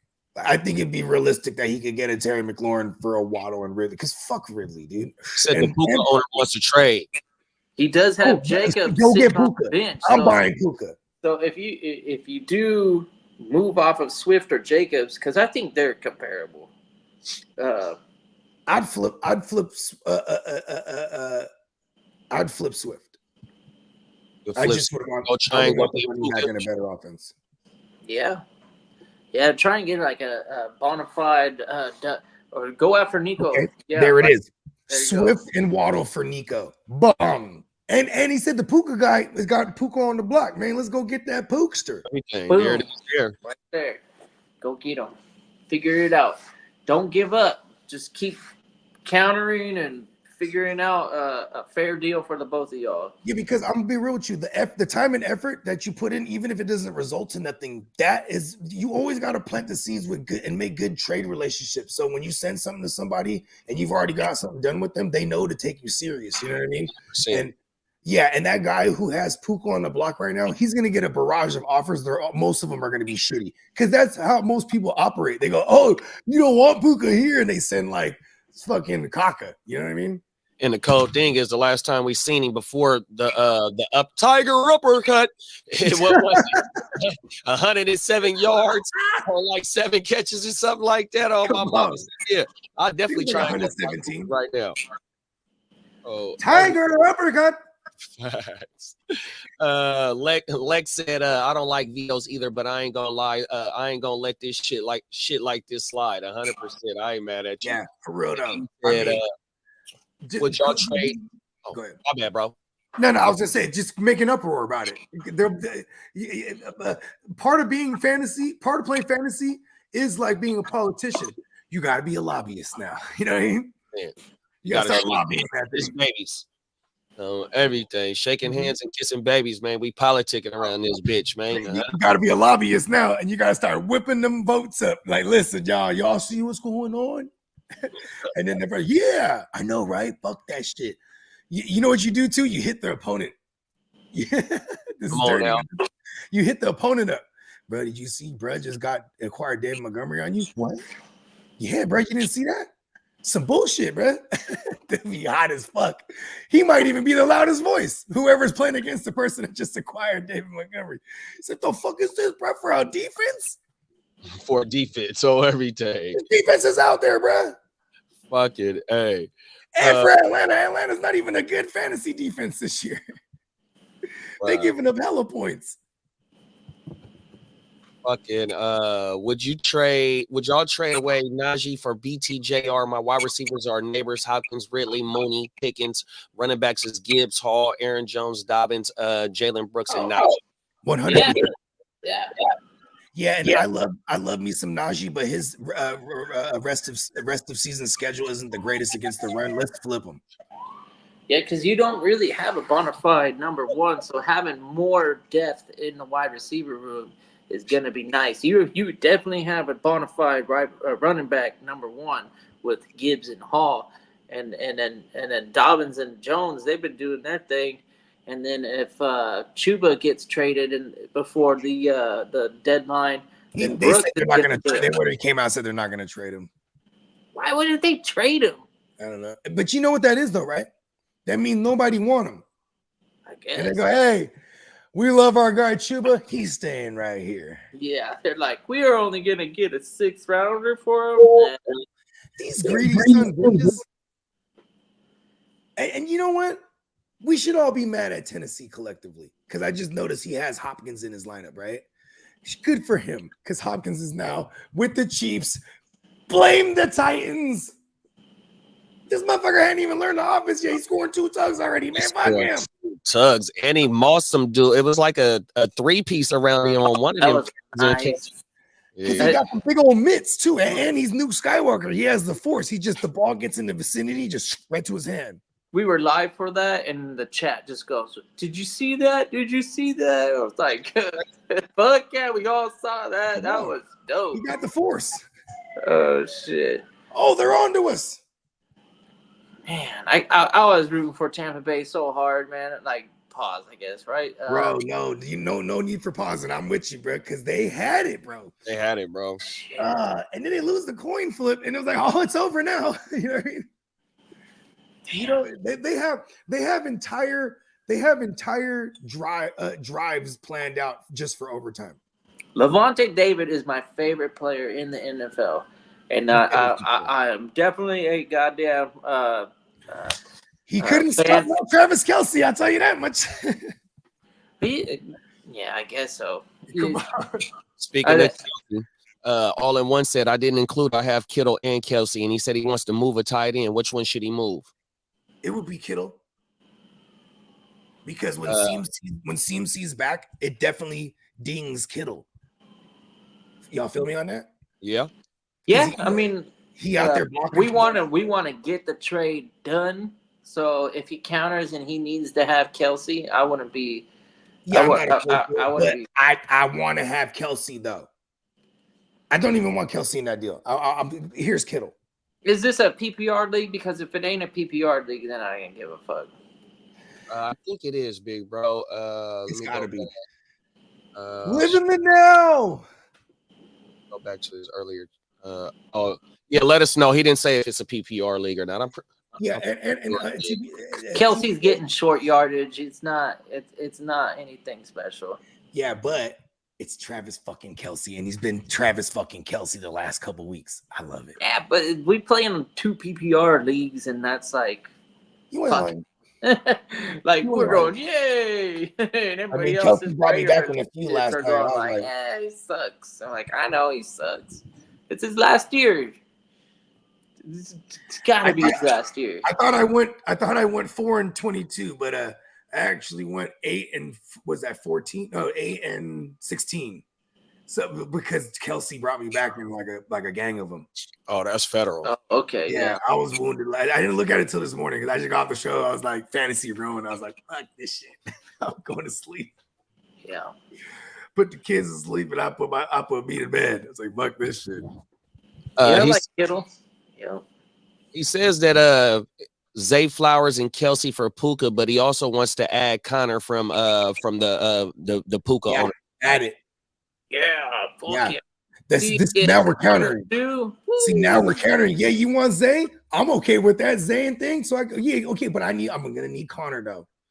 Boom. And then if you gotta throw in a third piece to make it the old 3 for 2, just make sure that third piece is just like a bench-ish, like ish guy. You know what I mean? Make them feel like they're winning because I'll take Puka and Connor. Pause. Yeah, then I'll race to the wire and fucking put my number one claim to Trey Benson if he's out there. You know what I mean? And Mike Williams to the Steelers? I mean, they need a tight end looking. They need a tight end. I mean, he's basically a tight end that won't block, right? They're He gonna throw him can't in the block. red That's zone. what I'm saying. I was like, I Yeah. don't think he's They can good throw him in the tight red end. zone. I He's a think red zone blocking package much. And they got Fryermuth and the other guy. Okay. Washington. This is Yeah. straight up. But Yeah, I'm Washington. just saying for a big slot, they could have Mike play big slot. More than likely, he'll be out wide and he'll be opposite George Pickens, and then all he's gonna do is run that niner out. That's all, or that go route. That's all he's gonna do. You know, I'm not gonna put it past the Steelers. That's an organization that knows what they're doing. This gives me they're mad gonna- Dante they gotta Moncrief play. vibes. Remember when they traded for Dante Moncrief? You know what I mean? This reminds me of that. Dante Moncrief. I remember Brad from the Colts. Indianapolis, yeah, he was Okay. pretty dangerous at that time. Shoot, Yeah, he was, but then he went to the Steelers. everything. He would slap the bass, slap at the bass, because he's a bass player in his band or something like that. But yeah, when he scored a touchdown, he just started slapping the bass. Get it? Lex said my league said Nuke was old. He ain't gonna do much. Oh my mama, they slept on him. And But they then didn't know that he's Nuke I slept Skywalker, on him bro. too. I'll admit it. I was like, I wasn't eager to get any of the Nuke that I had available in drafts this last season. I'm passing on him almost every single time. Even if it was like a 7th, 8th rounder or whatever, I was like, yeah, I'll probably go somebody else. Should have probably. There's the guy. His name is Yeah. Hinnock. He's in the East Side League, and he's a known reaper. He fucks up players, he kills them, or he fucks their situation up. Right? Like Caleb Williams. Anyone who has him, be mad because he has an ankle injury because of this guy owns him. Right? Anyways, this guy, he traded away DeAndre Hopkins and then saved his life. Because like when he had DeAndre Hopkins this year, he was shitty. He trades him away, and then he gets traded to the Chiefs. And look at him now. Yeah, Oh, the Chiefs- Keep running from the Reaper. All in One said Kittle has been number one tight end all season. That's why I'm leaning on keeping him. Yeah, but it's going to change when CMC comes back because who hasn't been around all season? CMC.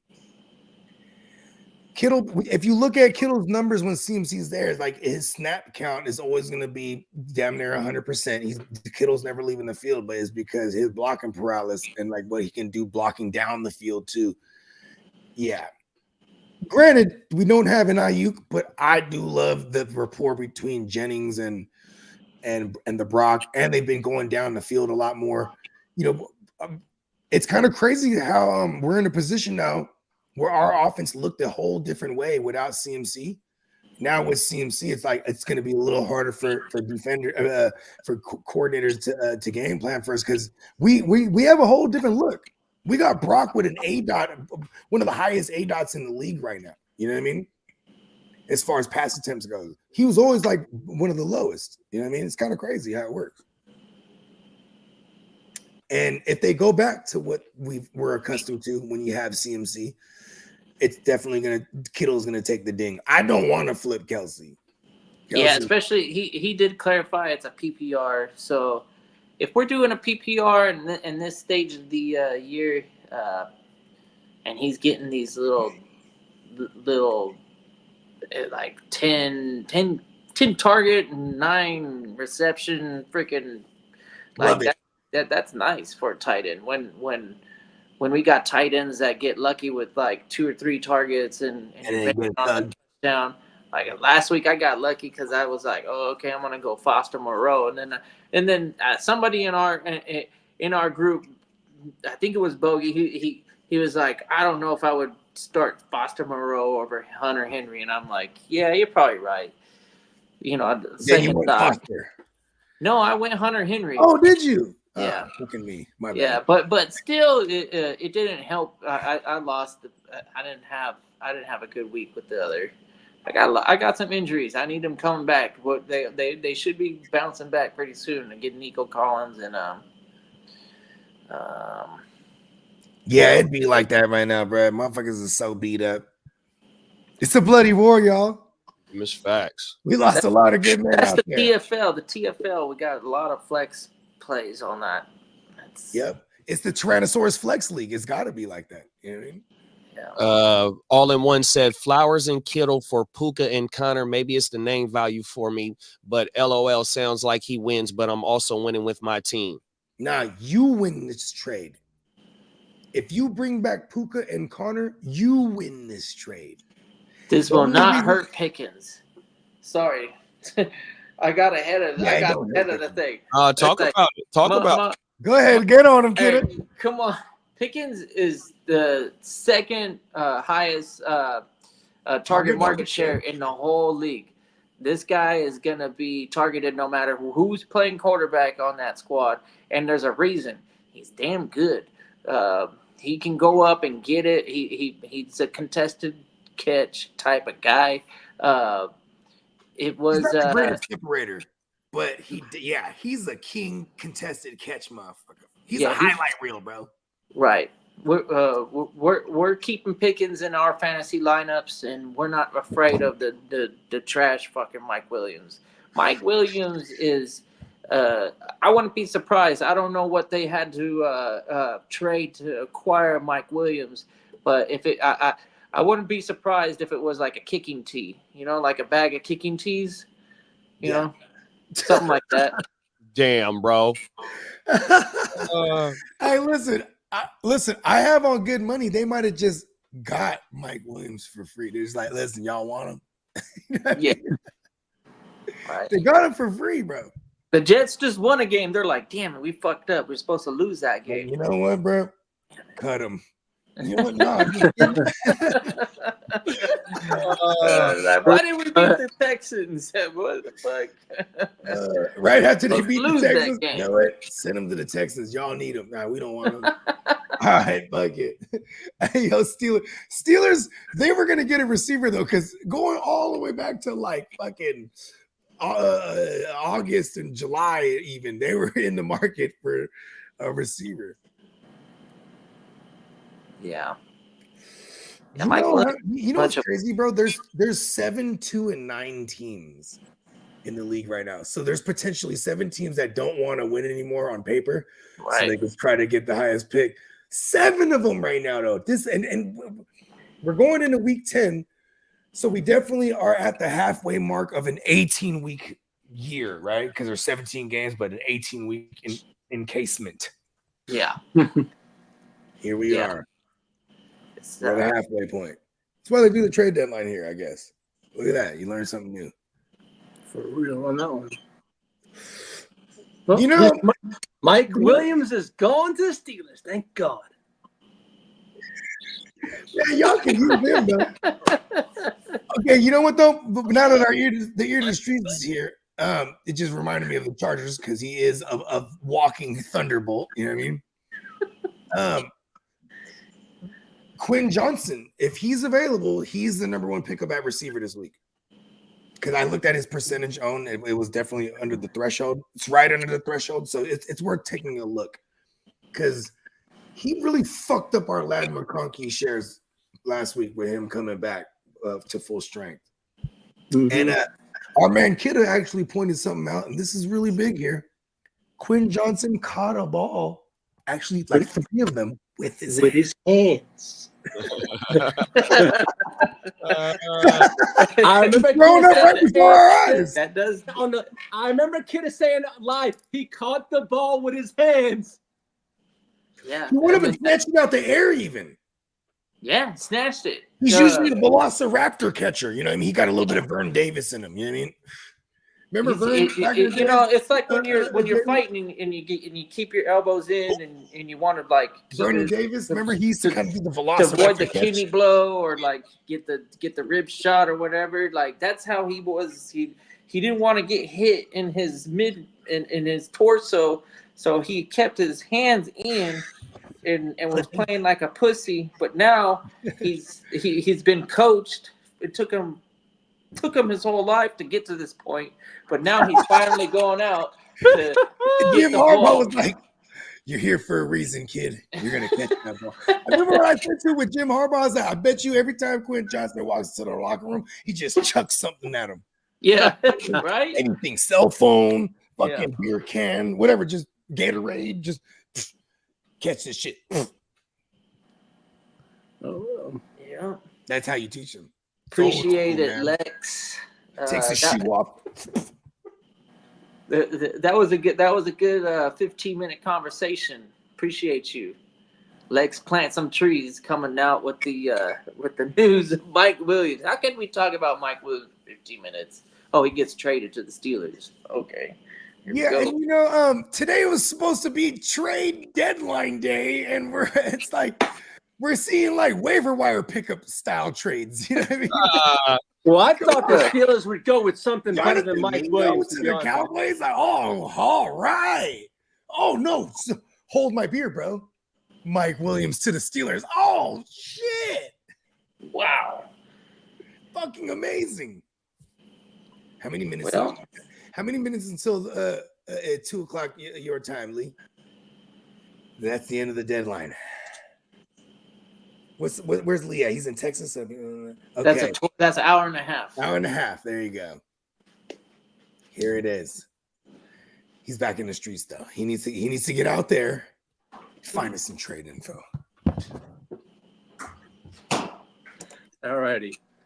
Well, I just had Spectrum here, and that was a nightmare and a half. Did they figure it out? No, what happened is my neighbor next I to thought me. you were in the streets, Lee. I was on the streets. Yeah, I was on the streets walking back and forth. My neighbor had Spectrum take a splitter and take my damn bleeping Wi-Fi. Pause. So I'm sharing it. I'm literally pissed. Pause. You don't share Wi-Fi off of a no. LAN cable. No, we share a pole, right? But the damn people. Now you came pause out with- that. He paused the wife share the Wi-Fi. He said we share a pole. Pause. No, we share a. I ain't gonna. Lee, it's gonna be all right. It's gonna be all right. It's gonna be some. How about this? It's gonna be someone else's problem much longer. You know what I'm trying to say? So that's how I look at it. They can't worry about that, not me. I got a quick. Yeah, y'all about to sell that house soon, so Yeah, I got Spectrum. It comes with the internet. It comes with the TV. It comes with the Disney Plus. It comes with the Paramount Plus, and all of that is $75. what? My bad. How much you pay? $75. I dropped 4 Benjamins a month. How many TVs and boxes and shit do you have? That's probably Yeah. they're getting you. I got 0 boxes. 4 TVs and 4. We have 5 TVs in the house, 4 boxes. They gave me a Wi-Fi router or whatever the fuck. Yeah, and then this is the cheat code. You just get smart TVs and then just download the app, and then you only need Exactly. That's what we're gonna do. We're gonna do that. It's gonna be a huge. Yeah, I got the Spectrum app. Yep, downloaded on all my TVs, so I could tap in and watch the NFL on network, Fox and CBS and NBC and ESPN. Yep. All that shit. So I get all the local games. I don't get the red zone or whatever. I can pay more for it, I guess, but I don't. No, we get red zone because of our part of our package. I'm fine with that, but yeah, here it is. Yeah, $75 for all that, man. Lee was hella scared that they were gonna bring back. Texas ain't that much better than California all of a sudden. Shit, you pay $400 a month for internet and TV. That's crazy. I'm That's paying crazy, bro. $4,000 a year. About 5,200. 400 times 12, man. 5,200. Yeah. It's $5,200 a year. 4,800, but you know, He's pretty balling, much. man. you gotta pay for the goddamn equipment, I guess. Yeah, That's exactly. 400. Well, Lee is just ecstatic that they didn't trade back for Mike Williams. That's what I'm He's more afraid of. ecstatic. He's Yes. very afraid of it. Bring him back to the Chargers. You know what? Dude, Let's happy Steelers days. still trade him to y'all. Yeah. I don't have. Well, what is Pittsburgh gonna do? Pay for a lifeline supply of bubble wrap for him because he is a mess, man. That's what I was saying. I was like, they must have got like a He's tee better than Van package. Jefferson. Some kicking tees for fucking Mike Williams. I don't know, man. Like, who the fuck? Maybe they got like but Especially they got a recently. bag of kicking tees though. Yeah, Exactly. He got like Like 25 of them official bitches. ones. That's nice. That's a lifetime You can get- supply. You can use a brand new tee every game. Look at that. All They're right. just 25 Hit. The Saints have okay. Marshawn Lattimore's on the move. Yeah. But you were supposed to be in the face. Oh, What It's up, all right. Kev? He was doing Yeah, work Kev. for Spectrum. nah, my cousin Kia. Actually, they were doing work on him. Yeah, I haven't seen any of this stuff, man. Sorry. Shit. It's no. We talked about it a little bit. I was unclear on the pick compensation. swap, but Yeah. it looks like it's a 5th round pick. It's a contract dump too, and they restructured it to make it friendly for a trade partner. Yeah, they're just like a Good for 4th Washington. or a 5th or something like that. Yeah, it was a yeah. Much. Yeah. That's not bad. I'll take the gamble and get a player and then just trade back a little bit. And you know it tends to work in this way where like you trade for a player, he's on a team that actually has a chance. He's going to be rejuvenated. You know what I mean? At least like he's going to be enthusiastic. At least, how about that?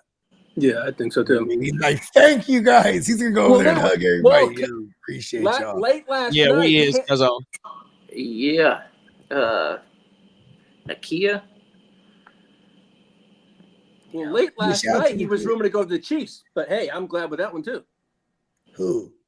Lattimore. Nah, they wouldn't have traded for no Lattimore.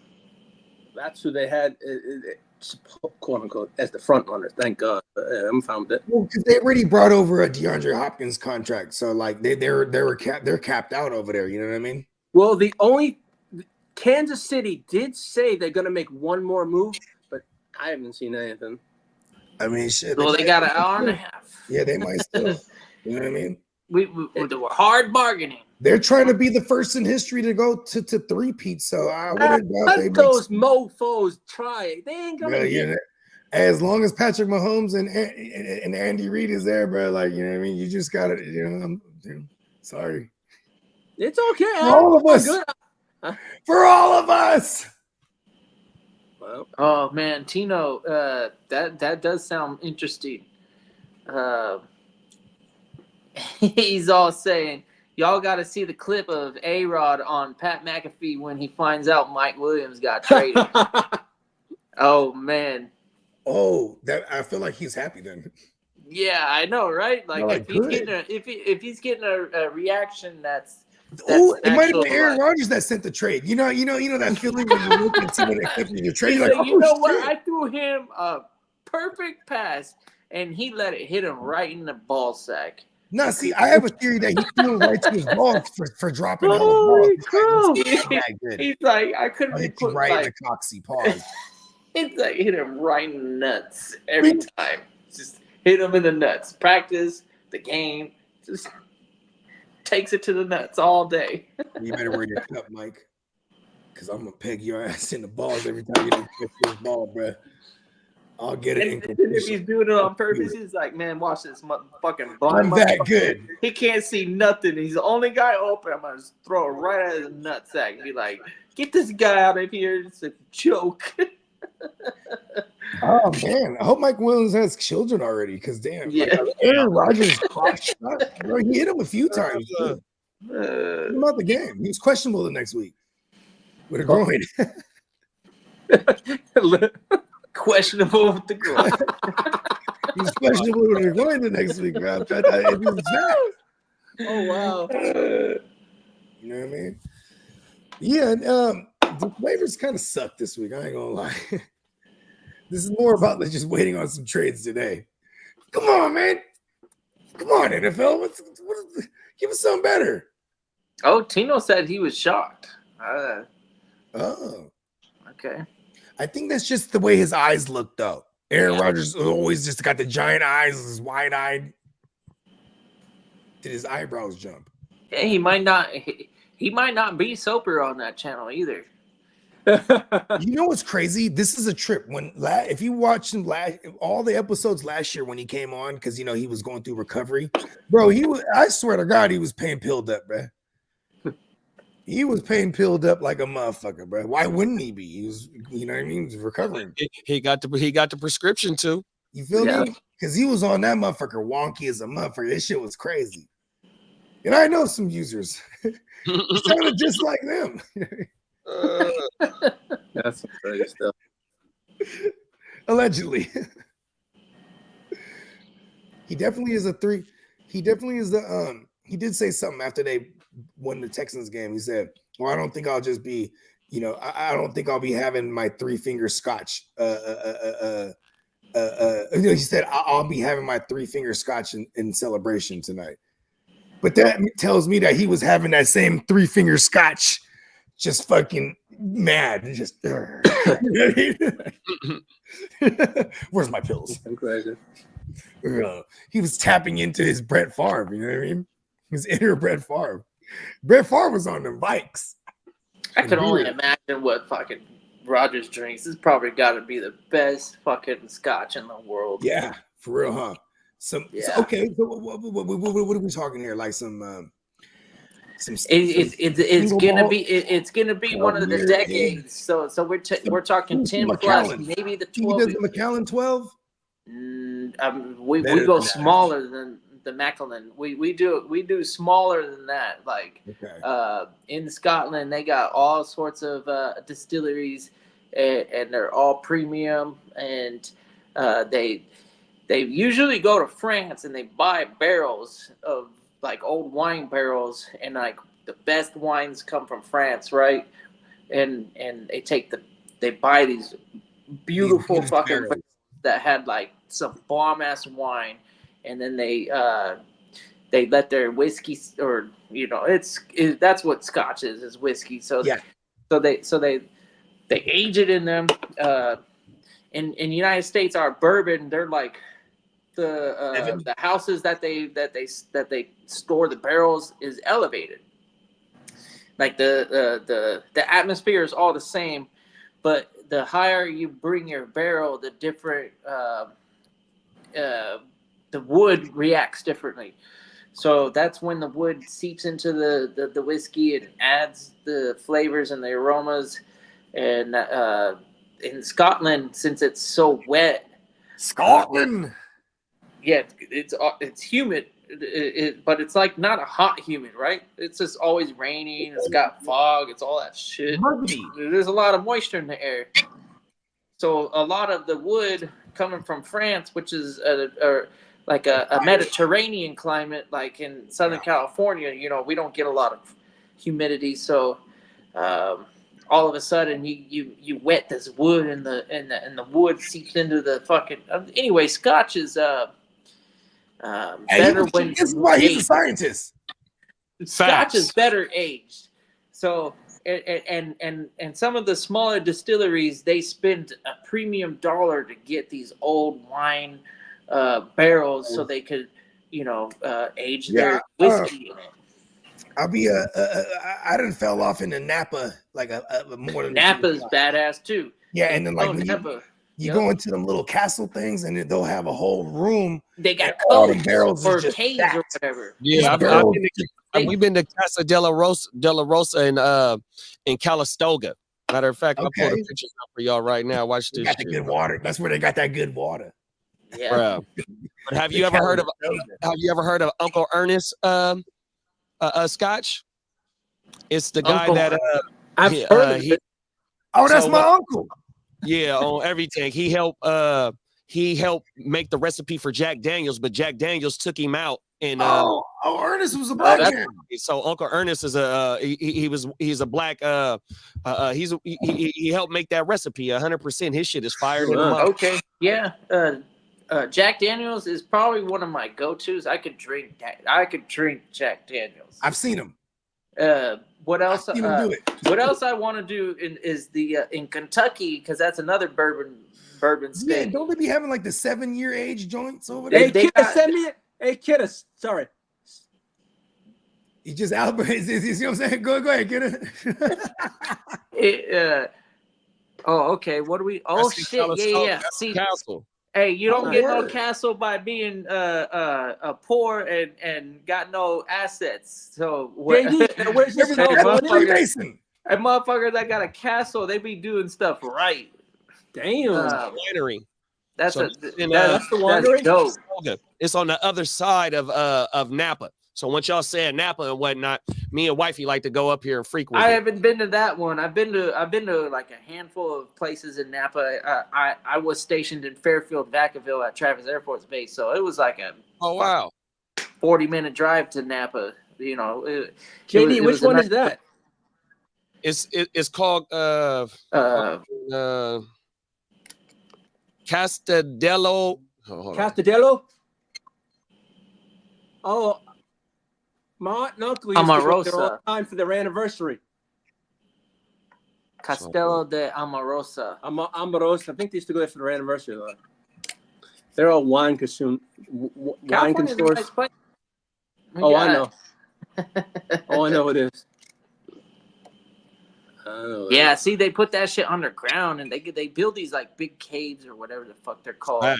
That's exactly. And that's how they age their wine.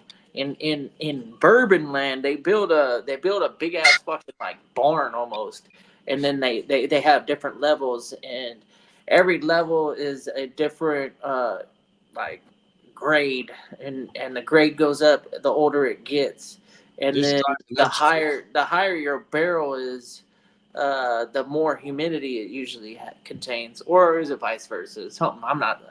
I don't know what. I just know that the. Don't ever say you don't know. You're a scientist. every so often, they bring them up a level, and they bring it up another level. There it is. And if you do the in Kentucky, they got this. It's like a bourbon trail or something. You can go down this. Route and hit up all these like micro distilleries and big distilleries, and I'm not a bourbon guy. Is bourbon originally an American thing? Yeah, that motherfucker federal, bro. Yeah. It's corn whiskey with like just different styles of aging, I guess. So it's definitely an American thing because they had no corn to the Europeans till they came over here. Yeah, our whiskey is primarily corn and you know, I have a vendetta against corn, except for popcorn. I love corn, but it doesn't love us. The mountains at Travis Air Force Base. See, I don't know what the fuck a mountain. Like, I don't remember no mountains at Travis. If I was gonna go to the mountains, I'd be driving up to Tahoe, which is north of Sacramento, so that ain't anywhere near Travis. Yeah, Fairfield's a flat motherfucker. I ain't gonna lie. I don't know nothing about Fairfield's a flat motherfucker. I guess there is Cowtown. I guess there is Vacaville. There is some little mountains around there. Like, you know, when you're driving, you can get up to the Sierras going. I forgot what highway it is going. I just watched a ghost town.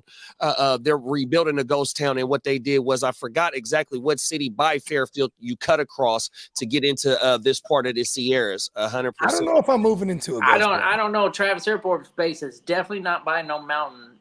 It's on the vistas of the deltas. So like deltas are like little like waterways that come off of the big bay. So you got I Bay Area. Homie, man, I had a homie that drowned in the delta, man. Right. Yeah, that shit's crazy. Wow, bro, rest in peace. He died valiantly though. He was saving his kids, bro. Because like over there, like when you're in the delta, it'd be like hella deep then shallow. So like you could be in the middle of the thing just standing on some shit, you know what I mean? And that's where they were. Then they got swooped out. And so he over there trying to save him. He drowned, you know what I mean? But he got him to the little woo-wop, you know what I mean? Wow. Yeah, it's crazy over there in the delta. That's crazy. Yeah, one of my early memories of the delta, my dad had a performance ski boat, bro. They had a 351 that had the Cleveland block in it. You know what I mean? This is badass. And I remember we're just mobbing slowly because, you know, you pass the buoys or whatnot.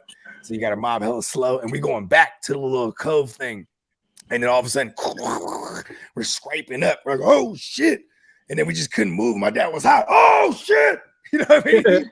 He's madder than the motherfucker because we just happened to went across them little, you know what I mean, where it's raised up. You feel me? Like the delta's kind of weird like that.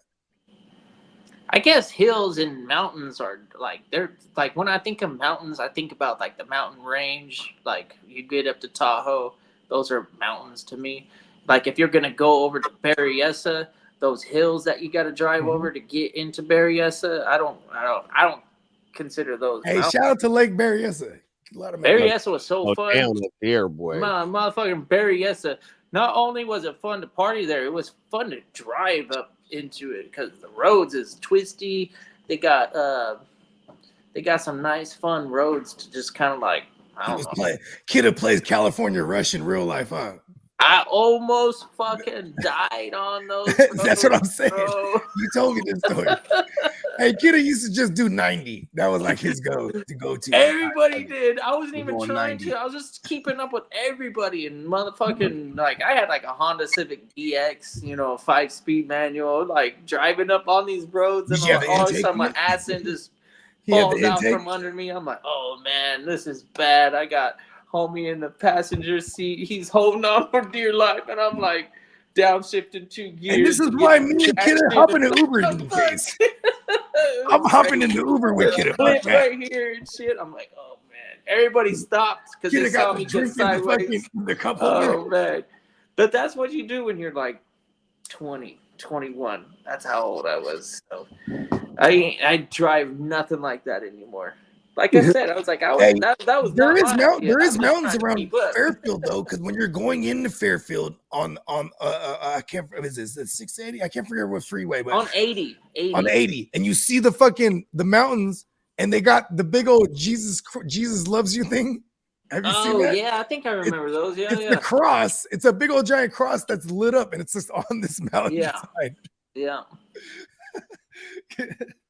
Kid almost crashed every time he passed by. Fairfield is not a fucking like a place to visit. That was pretty interesting going up and They had a mall. finding over out there. that Fairfield was kind of like thuggish ruggish. Like there's Yeah. they Fairfield was right. it Shout out to the wasn't- homie Nancy, bro. He ran the Shoe Palace over there. And he's from San Jose, but they had him, he was like the best, he used to run the store as well. So they opened up a new one in that. It was a Fairfield mall. And so this is the only thing out there. So everybody's at the mall all day, every day. You know what I mean? And we would go out there because anytime like new releases came out, he would put it to the side for us. You know what I mean? So Oh this time- wow. Oh, yeah, this time nice. he's in Fairfield, so we're gonna shoot out to Fairfield. But we got to be there early in the morning and make it look like we in the, you know what I mean? We in the tilt. You know what I mean? So we go the night before and just stay at his crib. And bro, he ran the Shoe Palaces, bro. He actually sued them and won. Is that right? Yeah, because that Shoe Palace, they wouldn't let you leave. So like he would send foods to get his lunch. Because they just that's just how they ran. That's just how they ran their shit. So when they fired him because he did some fuck shit. He got arrested on a Friday night and the store didn't open the next morning. And they fired him, right? But then he was like, wait a second, I got a case here because you motherfuckers used to never let me leave. That's against California law.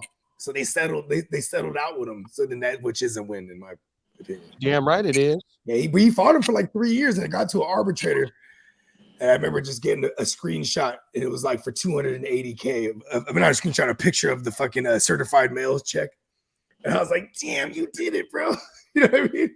And I'm about to come through right now. Let me hold some, boss. For unfair employee rights shit. They wouldn't let him leave. They said you always got to be on. You always got to be on site. If it's your lunch, send someone to get your food. That was just how they all rocked. And then like he had hella foods. He was prepared because there was so many other foods that could vouch for it that didn't work there anymore. You know what I mean? They'd be like, yeah, when I worked there, they didn't do that for me. You know what I mean? That's crazy. Shoe Palace was my first job. I was like 15. Was it? You lucky. Yeah. I sold shoes too, but not a Shoe Palace. I never got to sell no shoes, bro.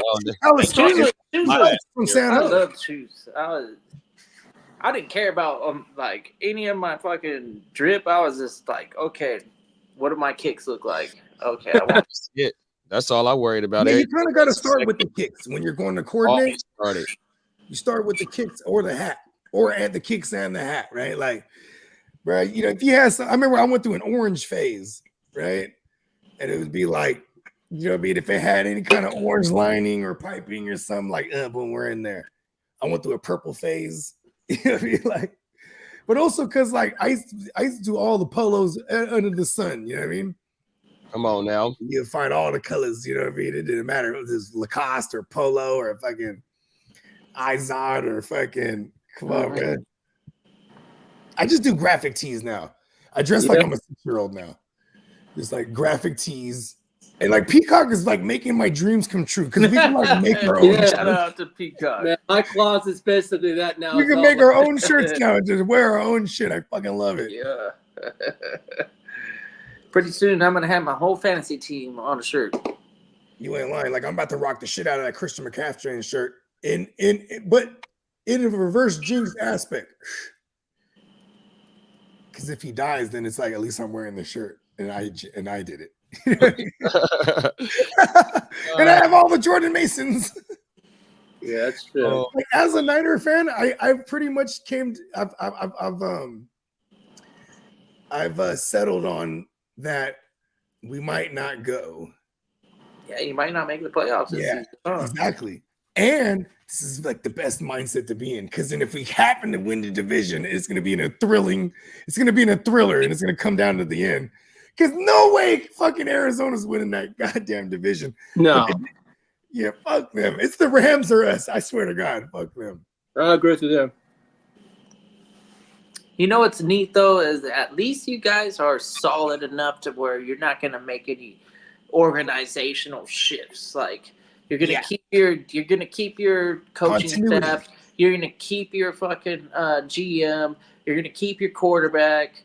You're going to keep all your youngsters. Like Ayuk, he just signed a contract. He'll be back next year. Debo, I don't know what his situation. You guys might move off of Debo, but I think Debo is he guaranteed for one more year? Debo, he has one more year on the contract, if I remember correctly. But he's a restructure. You got a Kittle that probably wants to retire, a 49er. It does for sure, and he's deserves another it. restructure waiting to happen. Yeah. Because we're gonna make room. We're gonna make room to pay the Brock. Right. Yeah, and everybody wants to help that situation. Yeah, he doesn't, and I don't think he deserves He's not going to get no 50. 58, 59. It's like probably 55. like a 53 to 55. Yeah, whatever Tua got. And he'll be happy as a motherfucker. Hell you yeah, know what? He'll probably even buy his roommate that he lives with. He'll probably buy a roommate. Townhouse he's living in. He's got a roommate. You damn straight. Yeah, he's like, you know what, roommate? I'll buy this townhouse for you. Hey, Bogey, is that true that he could get $65 million with the cap if the cap does go up? Is that legit? I mean, yeah, it's true, but no, it's not realistic. Is the question. No, exactly. That's what I think. I didn't think no.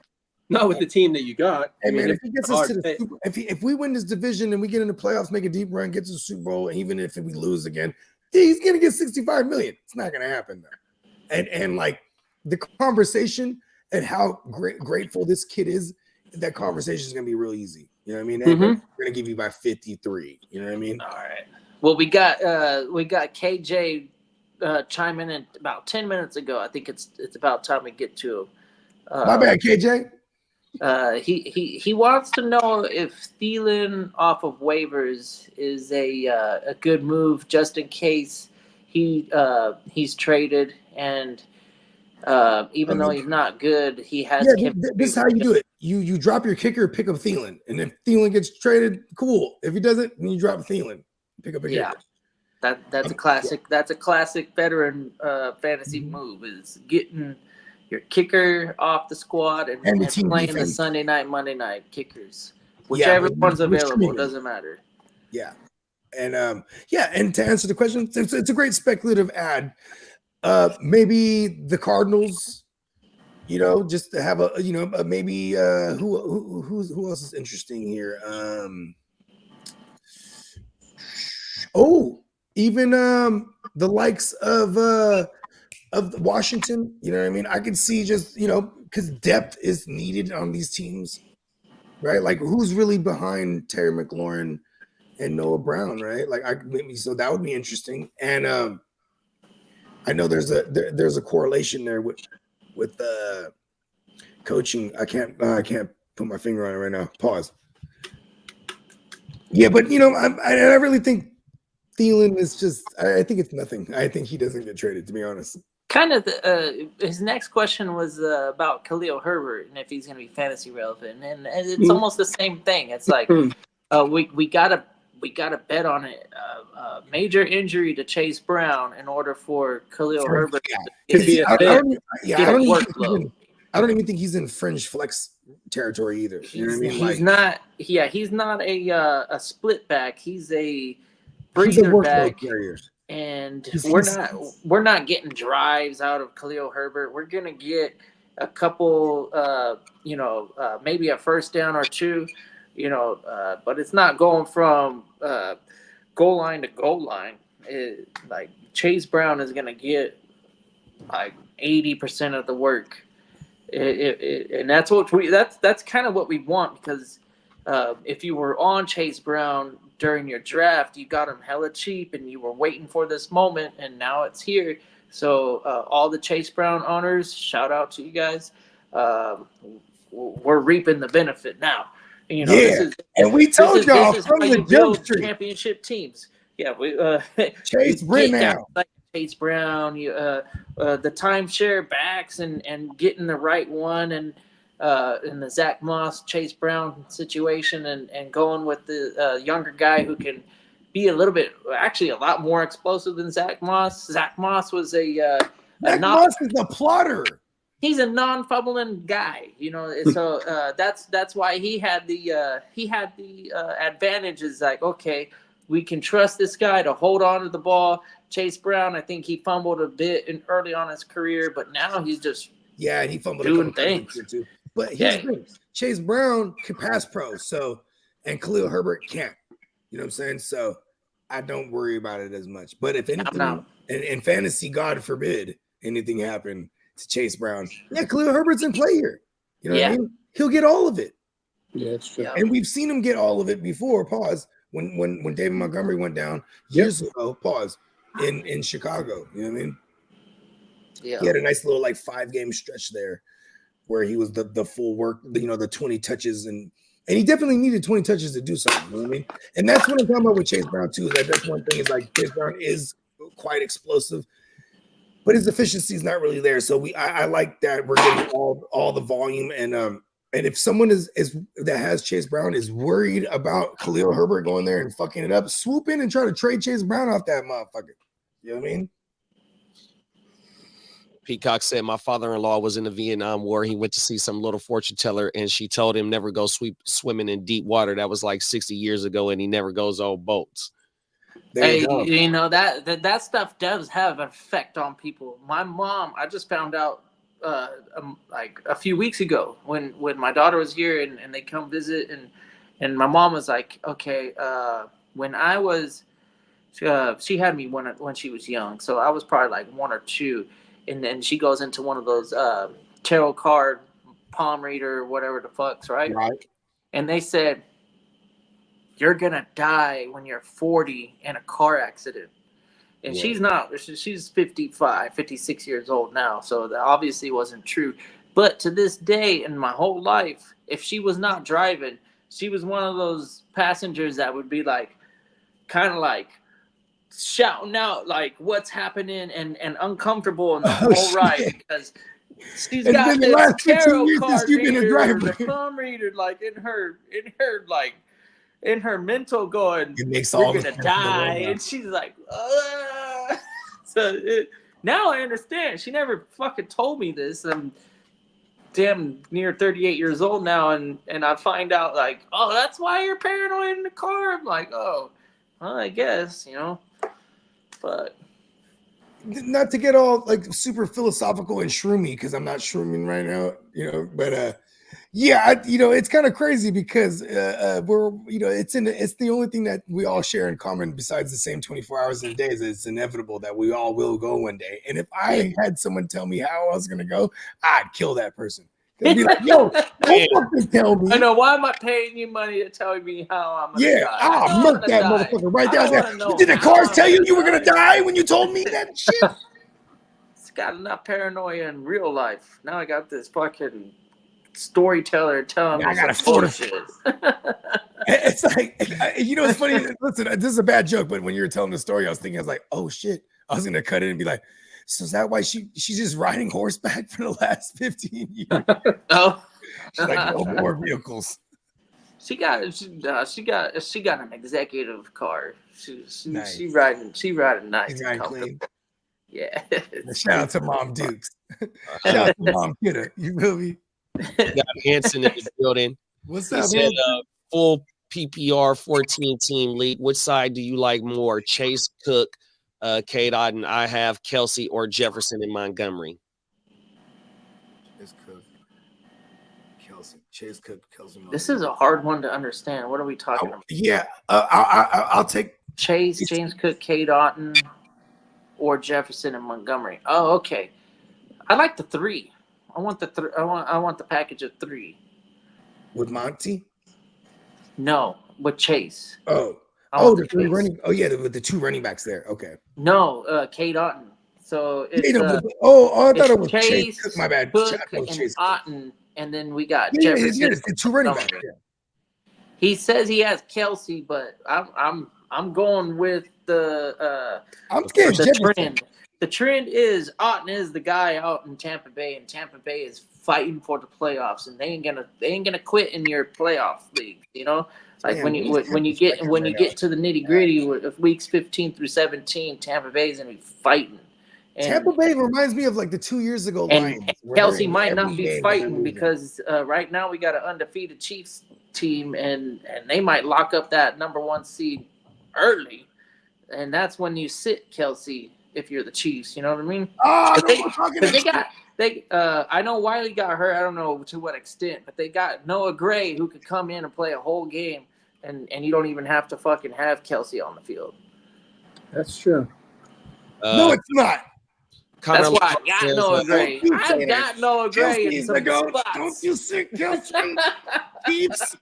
He- I need that's- you to stretch run. I shout thought out about to this. Connor, I man. thought about this weeks ago. I was like, you know what? My I'm bad, gonna JD, get go Noah ahead. Gray then. No.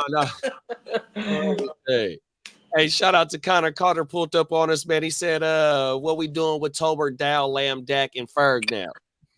I think we're gonna see a poor man's version of Cade Otton if and when there's no CeeDee Lamb when we're looking at Ferguson. Right? Look at what happened with Cade Otton. You get the 2 main dudes lays out. Boom, Cade Otton's the guy over there, but he's a tight end. I think that's how it'll be with Ferguson for the duration of the time with no CeeDee Lamb and no Dak. Obviously, like Cooper Rush gonna lean on the tight end, and I think it'll be Jalen Brooks who actually comes in and plays the wannabe CeeDee Lamb role. I'm saying it, the rookie Jalen Brooks, but doesn't mean we go out and start Jalen Brooks. The beneficiary of this whole situation over Tolbert to me is Ferguson. Fergie's son. Yeah. You know the tight end though, like that's a Dak move. You know, I don't know how much Cooper Rush is. You know what? You're right. It is a Dak move. He does favor the tight end. I mean, we have 7 of his 8 years in his career to prove that we're the second most targeted is the tight end. And in year 9 right now, Ferguson is definitely the second most targeted on the team. I'm still gonna go there. It's a frustrating team. I wouldn't really bother with this team in general. Like, I'm not going out of my way to be like, I need to get these Cowboys. For real, because there is no Dak though. The one Cowboy that might have a good, solid floor and is Dowdle. Like, yeah. And here's one thing I do want to point out is I brought this up earlier in 5 starts for Cooper Rush. You know what I'm saying? He averaged 26 pass attempts those games. They did have Zeke those years for the record, and Zeke was still like a load carrying motherfucker. But 26 pass attempts and a 58% completion rating. That's the league average is usually about 64. So, it's not the greatest. And that's why I think he'll go to the tight end. He's going to lean on close to the vest. You feel me? Yeah. I'm just tempering my my expectations on what to honestly start somebody from the Cowboys with confidence. I just don't have it. If Ferguson, oh no, they're playing the Eagles too. They're gonna Ferguson is probably my number 2. Dowdle is my number 1, and then everybody else, I'm not touching them until. And Eagles is my number 1 streaming defense this week. Yeah, because they're playing the Cowboys. Yeah, that would be and they got a lot of hitters. They can get the interceptions and the sacks. So that's a pretty good. That's a decent play. Yeah, and I mean, who's on a bye week this week? The Raiders, Seahawks. So there's some pieces here that people are going to need to be replacing, right? Like Cleveland and Green Bay also. yeah, okay. Oh, so we got some players here that we're going to be missing at receiver. So Tolbert might be in play for someone streaming. Just temper your expectations. Yeah. Yeah. It's a low volume passing attack. But see, here's the thing though, it could be a high volume passing attack because they're going to be playing from behind so fucking goddamn much. You have to get downs. Fuck, bro. You gotta get first downs, bro. I don't know if they're gonna get too. You ain't lying, no. Damn. Oh, that's gonna be so bad. Hey, shout out to all our Cowboys fans. You all are the best. All of our Cowboy fans are actually the best people. So I feel your pain. Look at my hat. You know, I'm a former Chargers fan, so my entire life has been this situation. I know what it's like being a fan of a team in rough times. Yeah, this is a rough time for the Cowboys fans. When it was so promising, you know, because every year this is our year, right? No. Every year. No, not this time. Fucking A. Peacock said if the Texans can survive Detroit without major injury, they can get the Cowboys, Titans, and Jaguars after that before the bye and get some rest. That's right. Yeah. These two teams were my fantasy darlings. I thought the Texans and the Detroit Lions were the two teams that we should target for fantasy value. It sucks that the Texans have gotten the injury bug, and so far so good with the Lions. We've had some hiccups with Jameson Williams, but other than that, like Sam Laporta, I don't think we were expecting him to repeat dominance, but he's been a useful piece. He's had his moments. And then the running game, Goff, the defense. Lions is a nice team to target if you're looking for replacement pieces. If you can get their auxiliary pieces, if you want to call them that, like the third string wide receiver, whoever it is at this moment, probably going to get a little bit of work. The Texans, they're slowly going to get healthy again, and we're going to get our Nico back, and Mixon has been tearing it up. CJ Stroud, he needs to have an offensive line. I know. Come on, Texas, trade for a lineman. I think, as Peacock pointed out, like 3 weeks ago, fix the left guard, and then we've got the ability to get some time for CJ Stroud to make reads and not feel this pressure and get sacked and like right off the snap. I got something for you. You ready for this? This is a not so fun fact. This is a Bogey Classic. The not so fun facts. CJ Stroud was one of the most pressured QBs last year. This year, that pressure rate is higher. Isn't that crazy? Yeah. It's not good. A half a second, full second for development in a route is a huge amount of time. So that might hurt our Nico, man. If the offense is waiting for routes to develop and you don't get the time to let them develop, then as a quarterback, it's not your fault. There's nothing you can do. But if they can protect him, just give him an extra half second, full second would be great. Allow the routes to develop, because we want routes down the field for the Texans because their running game is solid. We can run the ball. We could be successful on first, second, and third down running the ball, but we need to open up the passing game, and then that's going to take some time. We don't need to just force the ball on a screen or some like little quick slant or quick out or all these little bullshit like short routes. Let's get the field stretched out, and they have the receivers that can win matchups. The Texans can go somewhere. They just need to figure out the line situation, like Peacock's been saying for the last 3 weeks. Take Green out, put somebody else in. Yeah, and Green's dead. The Jets killed him. That's great. Fine. Yeah, he's on the IR now. They killed him. Fucking news that the Texans had all year. We celebrated it. We actually did the celebrate drop and everything. It was like because he's been fucking it up for the whole team. So we're gonna see a better Texans. Is that what fantasy's made us now? Yeah, we're. It just turned me into a monster. We're not diabolical. Let's celebrate his demise.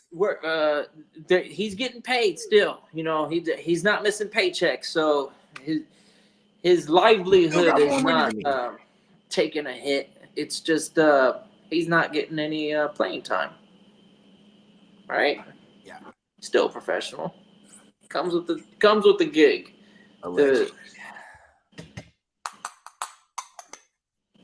Yeah, that's it's one of those ones. Offensive line is very key. The trenches, all the best teams, they start from the trenches and work outwards. You know what I mean? That's how Detroit Lions. Yep. The 49ers for a while there. Even the Commanders to an extent. They're owning the line of scrimmage and allowing their rookie quarterback to make some plays. He's out there dealing. Yeah, we like Jaden Daniels. This is a nice looking young quarterback. Hell yeah! Shout out to him for real, because like his legs are just an addition, bro. This motherfucker can actually shred. Yeah, he was, like his efficiency was super high. We weren't seeing a lot of passing attempts, but when they got hurt, they got such a good line that they could run the ball successfully. They get the hard fought 4 or 5 yard, 6 yard carries and occasional 10+ yard run. The quarterback doesn't need to throw the ball 45 times. It's not like he couldn't do it though, and still be efficient. He's putting the ball on the number, and nobody expected the Commanders to be where they are at this moment. I think the 100%. I thought their offense was going to be super legit for fantasy because they would be so bad as a team playing from behind all the time. You know what I mean? Boy, was I wrong. But the fantasy aspect, we're still on par there. I just didn't think it would come in this fashion. You know what I mean? Pause. Yeah, I wasn't expecting, kind of like how the Texans were last year. We weren't expecting them to have that great record and get into the playoffs the way they did, and.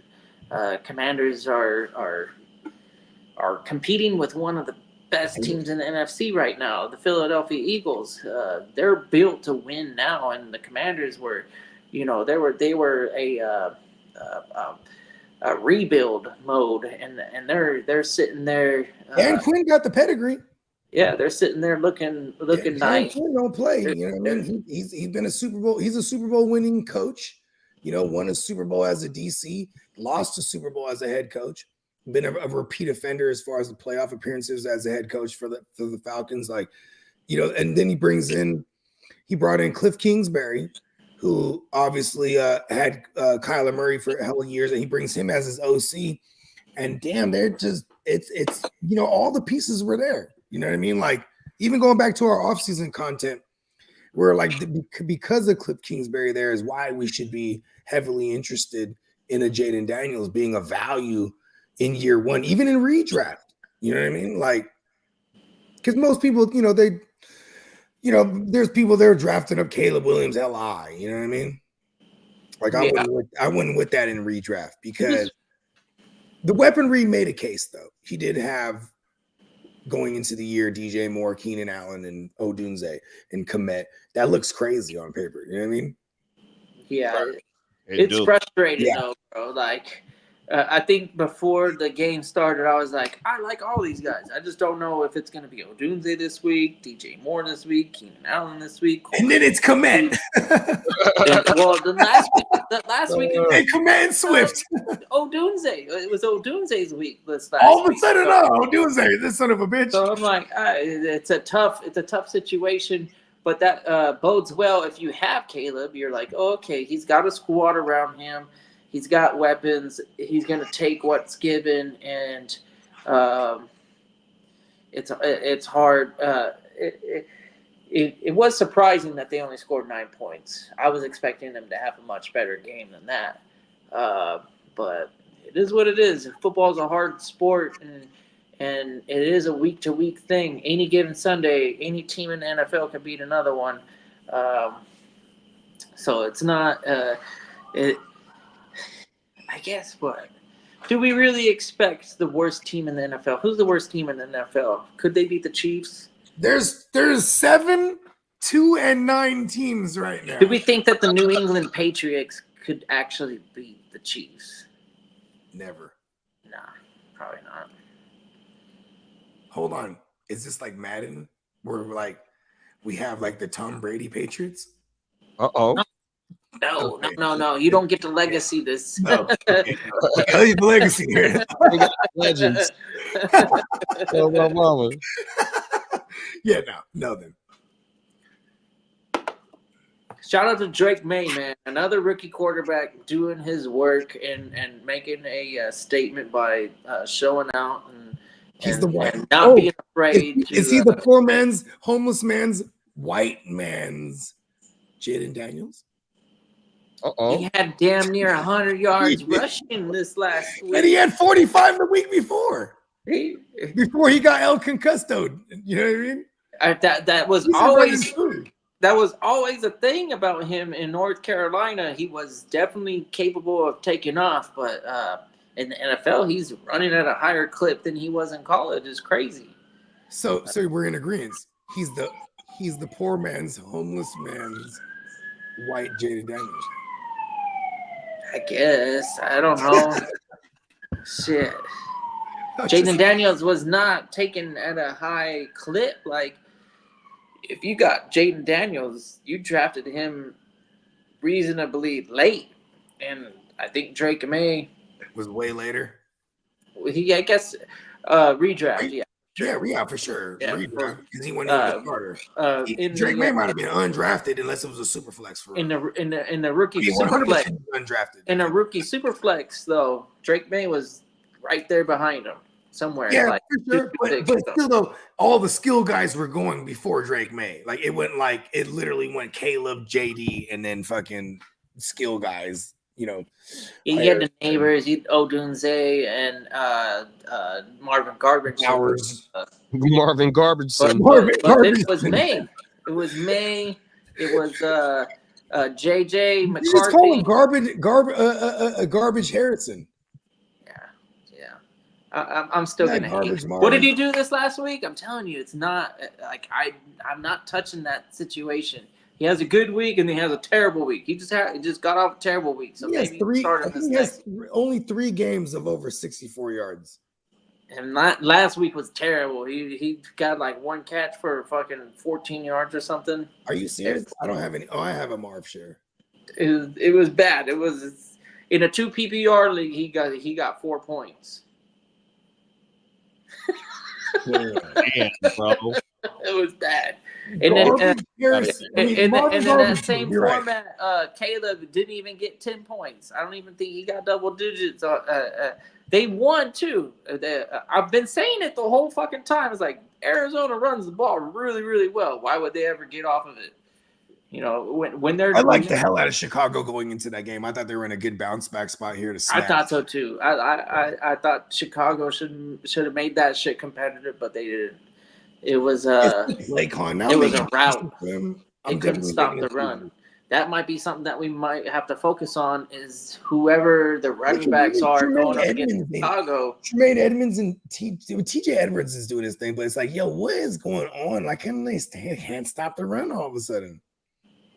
Yeah, they got good edge pieces, but for whatever reason, the interior is probably lacking because we got Connor going up the middle. We got Trey Benson able to go up the middle.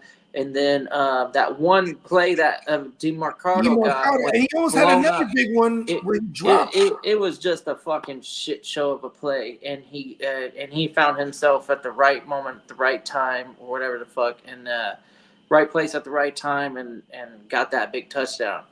But other than that, DeMarcado was just a breather back. But Connor did a lot of work. Benson got almost 10 carries, did a lot of work with that 10 carries. And didn't Benson score too? Yep. Yeah. Down there. I think he had like 8 or 9 carries for like 70 yards and that goddamn touchdown. He had the James Conner role down there in the red zone on that play too. They gave it to him down there in the red zone. Yeah. And so that's why I got Benson as my stash. Yeah, and, even French flex, because if they want to make a run, because they're number 1 in the division right now, technically, if they want to make a run, preserving James Conner would be ideal. You know what I mean? And maybe the emergence of, because it's kind of weird. I mean, did James Conner get nicked up or something in that game? Like, how come all of a sudden we did see a good amount of both Benson and DeMarcado? That was fucking annoying. Well, shit, yeah. They might be thinking like how we were saying earlier when you was talking about the motherfucker never makes it to the fantasy playoffs. Now it's time to start spilling his ass. They got to start preserving him for the next 5 weeks. 100%. Shout out to Chase. Chase said, "What up, Chase? Diontae Johnson droppable in a 10-man PPR." 100%. But who you picking up though? That's the thing too, because then I don't just drop people for just like get out of here. You know what I mean? Yeah, I'm not dropping Diontae Johnson for my bye-week kicker replacement. I'm dropping my kicker, 100%. But also, I'm just trying to consider too, like, fantasy 101. We don't just angry cut or like useless cut because it's Diontae Johnson. I would still want to see. Here's a fun fact. Every snap that Diontae Johnson played, which was very limited, Zay Flowers was not on any of those plays. So, yeah, it's almost like they're like, all right, he's the Zay role real quick. So it kind of, mind you, small sample size. So I'm just saying that's the little takeaway. The snaps that he was on there. Do you remember I pointed this out when it was Amari Cooper first game? Every snap that he played that.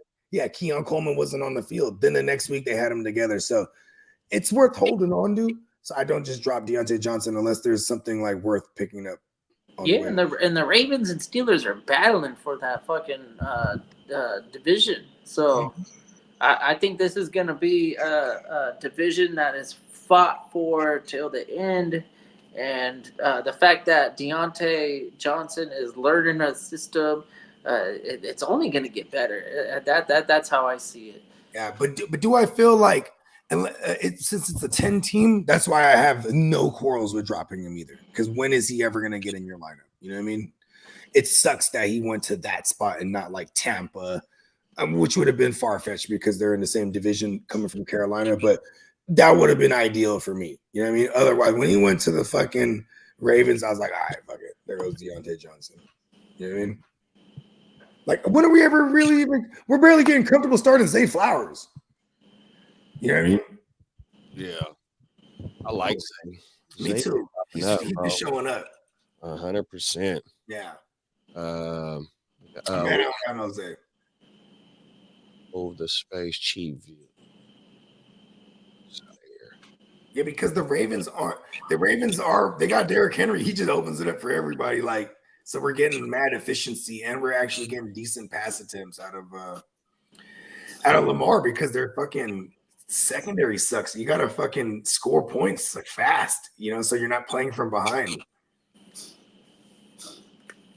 Aaron Jones or CMC this week? Aaron Jones has Jacksonville. I don't know what was going on there with them, like bringing in like Cam Akers as much as they did last week. I just play CMC, bro. Fuck it. Yeah, I mean, he's been holding on to him this long. It's it's that time. Hey, Aaron Jones, so it doesn't piss you off. Fuck it. Just trade Aaron Jones so you don't see him on your bench if he scores more. If you have CMC, you just play the unicorn. He's a fucking unicorn. The only white fucking running back and is the best in the game. Because we're watching Alvin Kamara have the best season for a running back right now, currently at this moment. It's the old head year.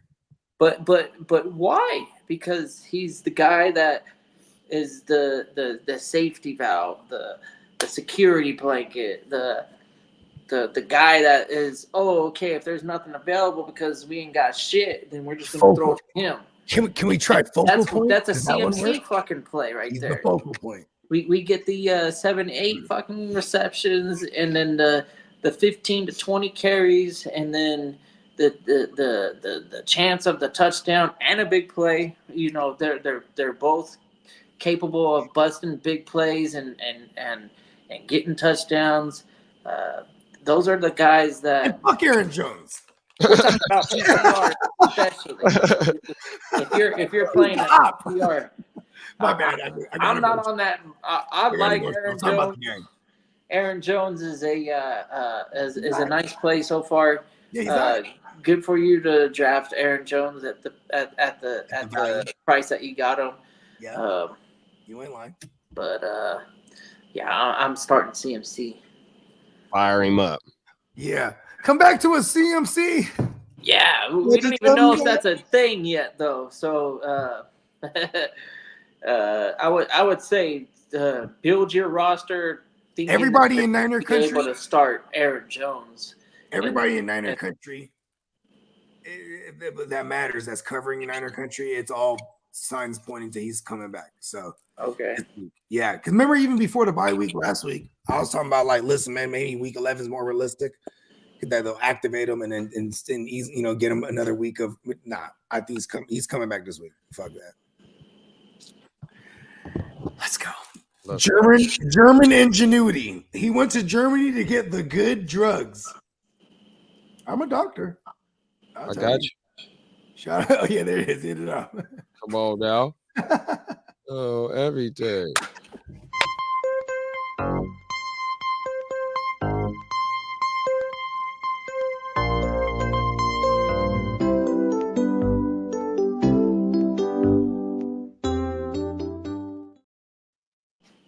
I am a doctor, and in today's medicine in America, they can only give you so much, right?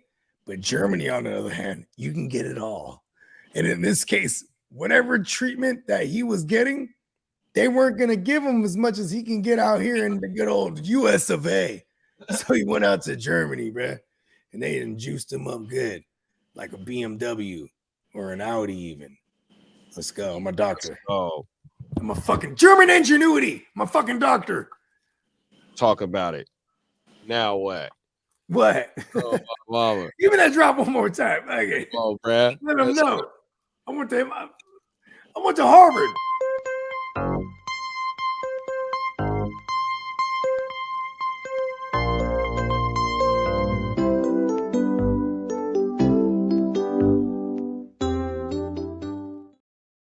Mm-hmm. Yes, I'm a doctor. Bella. I'm about to go to next time I'm in the lab, I'm gonna lay lyrics down to that joint. Oh, my mama. You know, did you guys actually rock with that show at all? Like, it was before my time. I remember watching it like reruns and shit, but yeah, it was definitely syndicated when we were kids. Yeah, it was I was very aware of Doogie Howser. Oh, Doogie Howser. Yeah, I used to watch. That was my era. Yeah, everything. Yeah. I watched myself some seasons of Doogie Howser. Hell yeah, everything. That was my era. That kid was fucking amazing, man. Yeah, it was cool. Yeah. We got Chase got another question for us. Cook me up a trade to make. Just need room. ? Quarterback is Josh Allen. You got James Conner, Hamador, Amador. Hank Bigsby, ETN, Uncle Rico. And we got you better call Tyrone. Then he says we got Amon-Ra St. Brown, Jettis, Drizzy Drake, BTJR, Waddle, Deontay. And then his tight ends is Njoku, Kincaid, maybe Brees in a 2-for-1. So you're trying to get Brees. Yep. Yeah. Okay. I would try to do that too. He has a lot of good options here. You know so maybe to get Brees, he's going to have to give up a running back. Out of the 2 running backs, or out of the running backs that he has, Connor, Ramondre, Bigsby, and ETN, Dallas, Tracy, are you sending one of those running backs back? It'd be, I would. It'd be Tracy, because that would be like the likely deal that you could probably get without. You know, Tracy's young. He's looking to do it. And he's hyped up, and he's doing a lot of good things. He's looking to do for 2-for-1, right? To make some room. So yeah, He's I'm getting top heavy. Yeah. So what do we do with Tracy? I'm thinking if you can get rid of Waddle, get rid of Waddle. So what I would try, maybe Tracy and Stevenson. To get Tracy and Stevenson, Tracy and Waddle. No, I don't want to give up 2 running backs. Okay. Yeah, for sure. I want to give up. I want to give up the dead weight Waddle, and then okay, I like tell him as high. You know, like, oh, he's gonna have his weeks. Tyreek hasn't done anything either. You know, sell it high. You know, have conversations with your trade partners. You know, don't just send them an offer and not communicate and build up an actual. But he's on the right path though, because he doesn't want to drop no one. Obviously, to make room, he wants to make room by doing it. So I would rather try and get rid of ET and Tank. There it is. I would love to keep Connor. I would love to keep Rahamador. I would love to keep Uncle and TT. And Waddle might be on the up and up. I ain't gonna lie, he scored a tug. Let's go. But if you're gonna acquire a piece as valuable as Brees Hall, I'm just saying. As illustrious.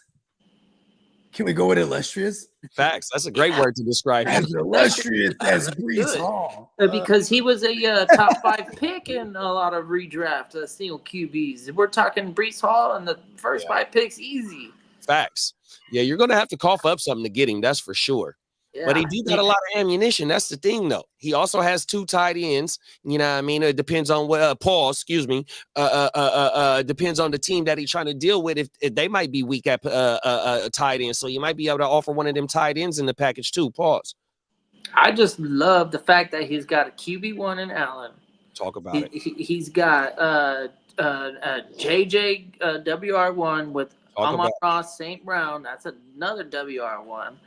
And then whatever you want to put in RB2, usually RB2 is trash. Who fucking cares? Flex is more important than RB2.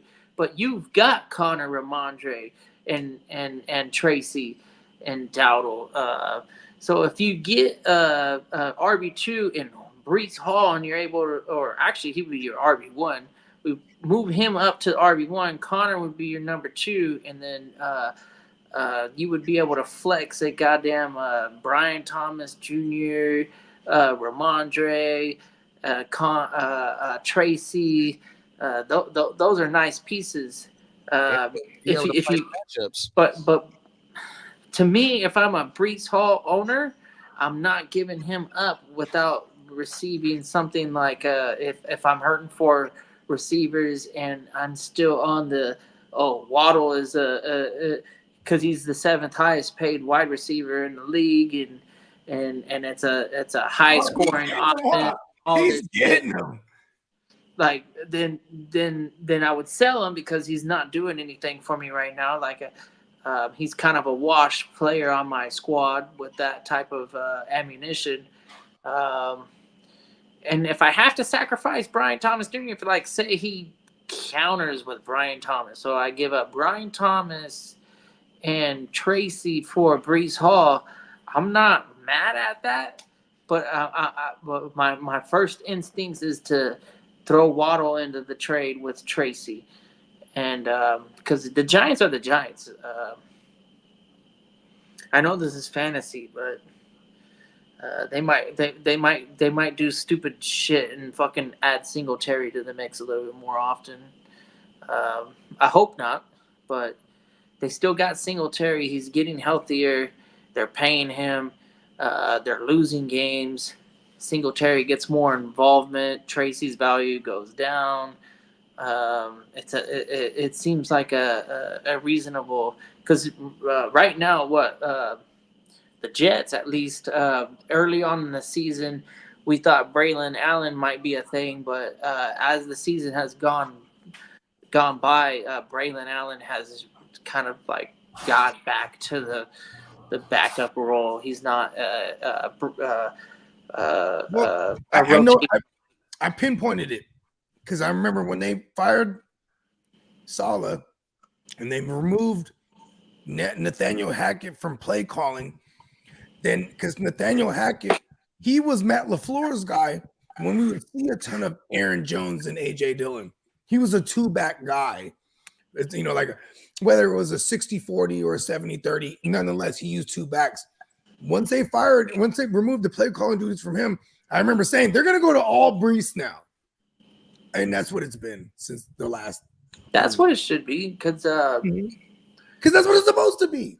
He's good. Dumbass. He's a goddamn Dumbass good Nathaniel running Hackett. back. You can't hack it. He came back.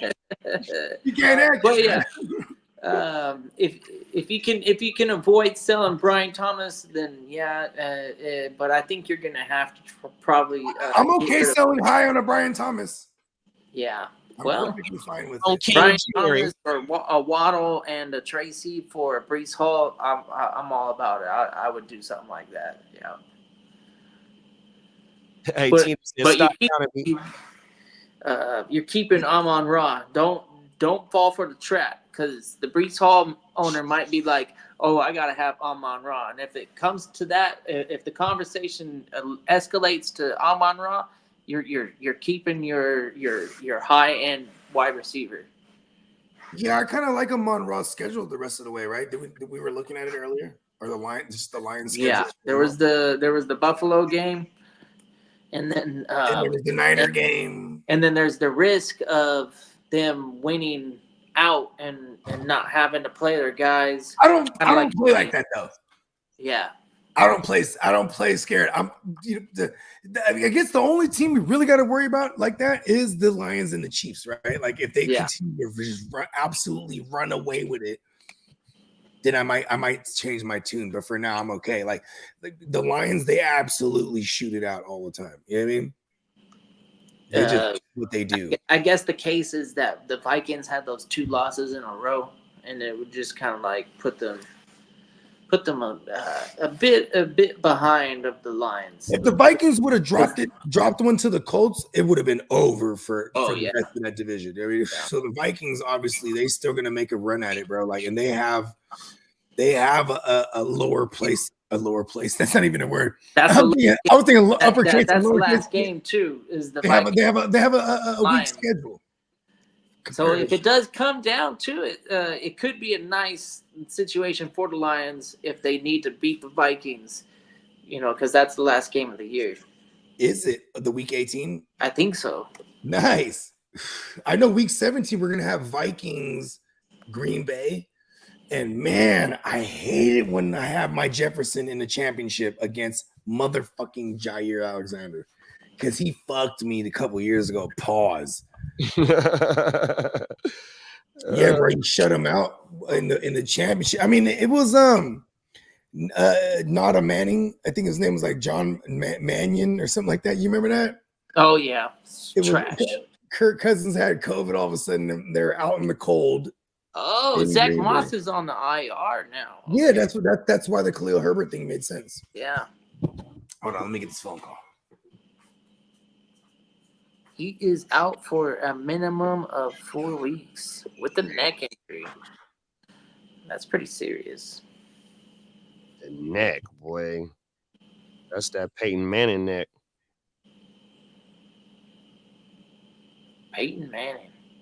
That's probably my highlight of my fantasy career is owning the Peyton Manning share during his Denver Broncos fucking nasty 50 touchdown, 5,000 yard year, whatever the fuck it was. That shit was so bad. Julius Thomas, Eric Deckard, was Demarius Thomas. Who else? It was all Manning. That's what it was. Yeah, like Manning was making everybody fantasy relevant. Like I don't know how many touchdowns it was, but I felt like he had at least 2 touchdowns. Most of the time it was like 3, and sometimes you get that 5 touchdown and the 300 yards, and it was just a wild year. Facts. You ain't lying, bro. The only other quarterback that I had, I didn't have Peyton that year, but I had the 2014 Andrew Luck who carried me. Okay, yeah. But I had to play against OBJ that year, and OBJ single-handedly wiped me out in that ship. Yeah. My ex-wife, she used to play fantasy football. I had got her into some leagues, and she was willing to play, and that was one of the players that she ended up drafting was OBJ, and so I was following him, and that guy was, yeah. During those times, OBJ was definitely a WR1. He had some crazy games, actually stretches of crazy games. Just like every week getting all the work. It's similar to what we're getting out of Justin Jefferson, I feel like, even. That's how good OBJ was at one point. I was trying to decide between calzone or steak sandwich. I said, no. I said steak sandwich. You know what? Those are fun because they're very different. They're not alike at all. You're like, oh. Yeah, because she's like, well, because my girl, she's picking up a swing shift today. So she's like, oh, I'm going to buy some lunch for me. Well, she's like, I'm at the Woo Wop. I said, ooh, give me this. Because at this place called Nuggets, a fucking like an uppity ass grocery store. Yep. Yeah, them fucking sandwich there go crazy. And they got this joints called the Stallone, right? It's the Stallone is roast beef with bacon and caramelized onions, mayo, chopped jalapenos, and horseradish. But instead of the roast beef, I get it with rabbi and extra rabbi. You know what I mean? So extra meat paws. Yeah, on a Dutch crunch. And I'm like, just go over there. Fuck the calzone. I'm like, just go over there. Tino said, just do, best of both worlds. Put the calzone in the fucking steak sandwich. There it is. That's probably easier because I was thinking, okay, how am I going to put the steak sandwich in the calzone? Like, that's right. Put it in the sandwich. You'd have to fucking ruin the calzone if you're going to do that way. Right. You just gotta keep the integrity. You just put an extra fold on the calzone and then drop it into the sandwich. There it is. Yeah. I love calzone bread because I love sandwiches and I love pizza. It's like a pizza sandwich. Sandwich. Mm-hmm. Hell yeah. The meatball subs go hard. I also like those too. I'm not mad at the meatball sub. Yeah. I mean, shout out to Billy Madison. Before I saw Billy Madison, I didn't care for the meatball sub. I was like, you know what? Let me. Yeah, that's a place out here that got fire at. It's called the Meatball Mafia. Oh, my mama. Ooh, they're good at that. My mama. They specialize. They on the no street. Kill for that shit. They on the streets just like the meatballs. My mama. We might be there, big bro, one day. We have to slide. Yeah, let's go. Where is this at? Is it like Mid-Sac? It kind of like Midtown. Midtown? Okay. On everything by McKinley Park, on the backside of McKinley Park, which is off of Alhambra. You just gotta let me know when I link up with you to just let me know what colors I can't wear. Oh no, we good down there. We good down here. It's a nice neighborhood. Oh, it's a neutral area. Have you ever heard of the Fabulous 40s? No. So the Fabulous 40s is like one of the most prominent neighborhoods just in the city limits. And so it's a lot of older mansions and shit over there. So where the restaurant is, it's on that backside, like kind of going that way. It's kind of like East Sac. Sac is kind of nice though. Yeah, beautiful area. Yeah. Everything. Yeah. You wouldn't be like, well, what is the Sac? Everything. The name of the deli is called ROXIS, Roxy's Deli. And they're pretty famous here in Sacramento. And they got the meatball mob. Where's the meatball mob? They got this big ass pit, so they do a lot of their meats on the pit. They do all the meats right there in front of you. You know what I mean? Had a smoker out there all morning and shit. 100%. Known for their sandwiches, bro, on everything. Yeah, it was actually shout out to Cuzzo Kev. It was actually him. He was like, bro, you gotta go to Midtown. That's where everything's at if you want to eat. 100%. Midtown, downtown, that motherfucker slap, bro. Oh, it's smacking down there. Yeah, it really is though. That's what's dope because I'm like, I'm a foodie guy. You know what I mean? But what's funny though is because I'll go. I'm willing to adventure, but if I go somewhere, I just get what I like where I'm at. Yeah, that's how I test it. That's how if you can't make. Because I'm a simple guy, you know what I mean? When it comes to my platters are, the shit that I like is simple. If you can't make no simple shit fire, then, you know what I mean? 9 times out of 10, I ain't coming back. I'm with you. Like, you're gonna like me because I'm always ordering the shit that I don't know, I've never heard of. This fool will eat some shit he's never ate before every time. I've never had it. Like, if I can't pronounce the fucking food, if I've never heard of that fucking item before, I'm all about it. I'm like, yeah, give me that. I want to try that. Like, you ever heard of balut? What? No, I haven't. It's the Filipino shit, right? It's eggs. It's an egg. But you pop this motherfucker open, and it's a cooked chick in there, like a chick embryo.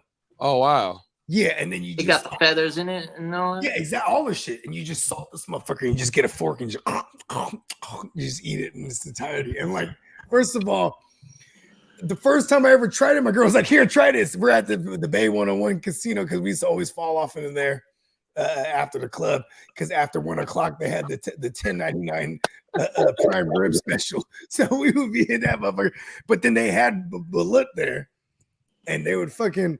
My girl, she's like, here, try this. And I eat it. I was like, oh, that's fire. What is that? Balut. I start spitting it out. Oh, wow. Visually, it's fucking looks crazy, but it's delicious. It's delicious. Okay. See, if it's delicious, then... It's fucking delicious. All right. Like the way that Bake says it, it's funny. It's like, it's basically an abortion in an egg. I'm like, yes. Just don't look at it. Hey, big bro, Bake said, what about PayPal or Zelle? Zelle works. Just throw it in my phone number. If anything, I can even send you the link, Bakes, if anything. But yeah, it's my phone number. 100%. Yeah, I'm basically Tim the Tool Man Taylor. I just fixed the dryer. Let's get it, big bro. Let's go. Inside the steak, facts. If you can get the steak sandwich inside the calzone, you need to be on Iron Chef. It's like the new version of the turducken. It's the calzone stuffed the sandwich stuffed calzone. There it is. Talk about it. And then we got Bryce in the building. He said he traded Hunt for Travis Etienne, still have K9, Reese, Rico, and Madison. What's your thoughts on that? I don't like it. I like it because I think Etienne is actually hurt, and if he comes, when he's healthy, he's a star on a team that's going to be in a bunch of negative game scripts. So he has a floor of targets. It's crazy. They had a pick on his behalf last week. You see that? They tried to throw it to him and it ended up in the defender's hands, and then they stopped going to him after that. They were like, fuck you. But I like the trade because someone like Hunt definitely has a clock on him. You know what I mean? Like Pacheco, we're expecting Pacheco back practicing going into week 11. Yeah. I mean, that we expect this. It's that early, week 11? Practicing. That's what yeah. Yeah, then that makes me feel better about the trade because I wasn't thinking about Pacheco coming back that soon. I do know that I was prepared to hold on to him in hopes of making it to the playoffs and being able to start Pacheco, but I've liked what I've seen out of Hunt so far. He runs with not necessarily the same violent runner. Like he's not a violent runner like Pacheco is. He's not on that level, but he does go north to south, and you're not losing yards. Kareem Hunt is only going He's north. so much better than Carson Steele. That was a great move on the Chiefs to. Yeah, because they know that he can't. Because Kareem Hunt was a do-it-all before. Yeah. But they know at this point in his career, north-south is his bag. You know what I mean? That's all they do with him. You know what I mean? Look at in overtime to win the game, they're down there on like the 1 or like the 2 or whatever it was. They're like, all right, here we go, Kareem Hunt. Yeah. Right up the gut. You know what I mean? Oh my mama. Bake said, "Nah, I was saying I don't have Zelle. That's why I asked if any PayPal. so we could send it to him." You know what though? Check this out. One of the playmakers, you know, I know Spencer. He got the PayPal because me and Spencer were co-commissions in a bunch of joints. He's not a co-commission in Nice Guys, but you know, I mean, I'll just have him shoot it over to Spencer Guru. I'll shoot you the link, Bakes. I appreciate you, though, Bakes. Bakes is a man of his word. He was like Monday, and I think he was trying to hit me yesterday. So, you know what I mean? He's like, yeah, we're gonna get it done. 100%. I'm just like Bakes too. I get anxiety. I want to pay my shit because the fantasy gods, they know that you can't get no free ride here. You know what I mean? The fantasy gods, they punish them. They punish the non-payers. The guys that get into the playoffs and it's the homie league. They go, hey bro, I'm in the playoffs. Let me just wait. Get the fuck out of here. Pay because the fantasy guys know. Shout out to Bakes, fierce competitor. He's all in the mix and all the joints. Nice. Oh, I pulled one off in Nice Guys with 1 QB. I needed that. Let's get it, bro. Damn, no more trades on. How much time do we got left till 1? Just about an hour and 4 minutes. Oh no, we only have 4 minutes till the trade. No, it's at 1 o'clock. At 1. I thought it was 2 o'clock Central Time. Yes, so that would be 1. Oh, Central doesn't do the. Central does the time shit. The fucking, what do they call that? Daylight savings. Yeah, so, so 2 hours for the Central, 3 hours for the. West. So 2 o'clock. It would be 3 o'clock. No. Yeah, we got the Mountain Time, which is like. 3 o'clock. My bad. 3 o'clock Central Time, which would be 1 o'clock West Coast time, is the trade deadline. 4 o'clock p.m. East Coast. So we have about an hour and a few minutes here. All right, we need. Hold on. What do my Niners need? Oh, damn! I would have loved if we got Lattimore. That would have been kind of badass. That would have been nice. Oh, yeah, everything. For real, Lattimore and Ward. That would have been cool. Or like a pass rush. Okay, for my Niners, we need Harold Landry. Yeah, Harold Landry. Get Harold Landry to my fucking Niners somehow, some way. It's a 4 p.m. Eastern time on the trade deadline. So yeah, we got about an hour. Yeah, earlier when you said hour and a half, I was all the way off my time because it's funny. I don't, during the football season, I don't even know the date. I just know the dates that are like the Thursdays, Sundays, and Mondays and shit. I'm like, what's today? Yeah, it's my daughter's birthday. She's about to be 17, bro. Happy birthday. Right? This is crazy. She's an OG, bro. She's there. You know what?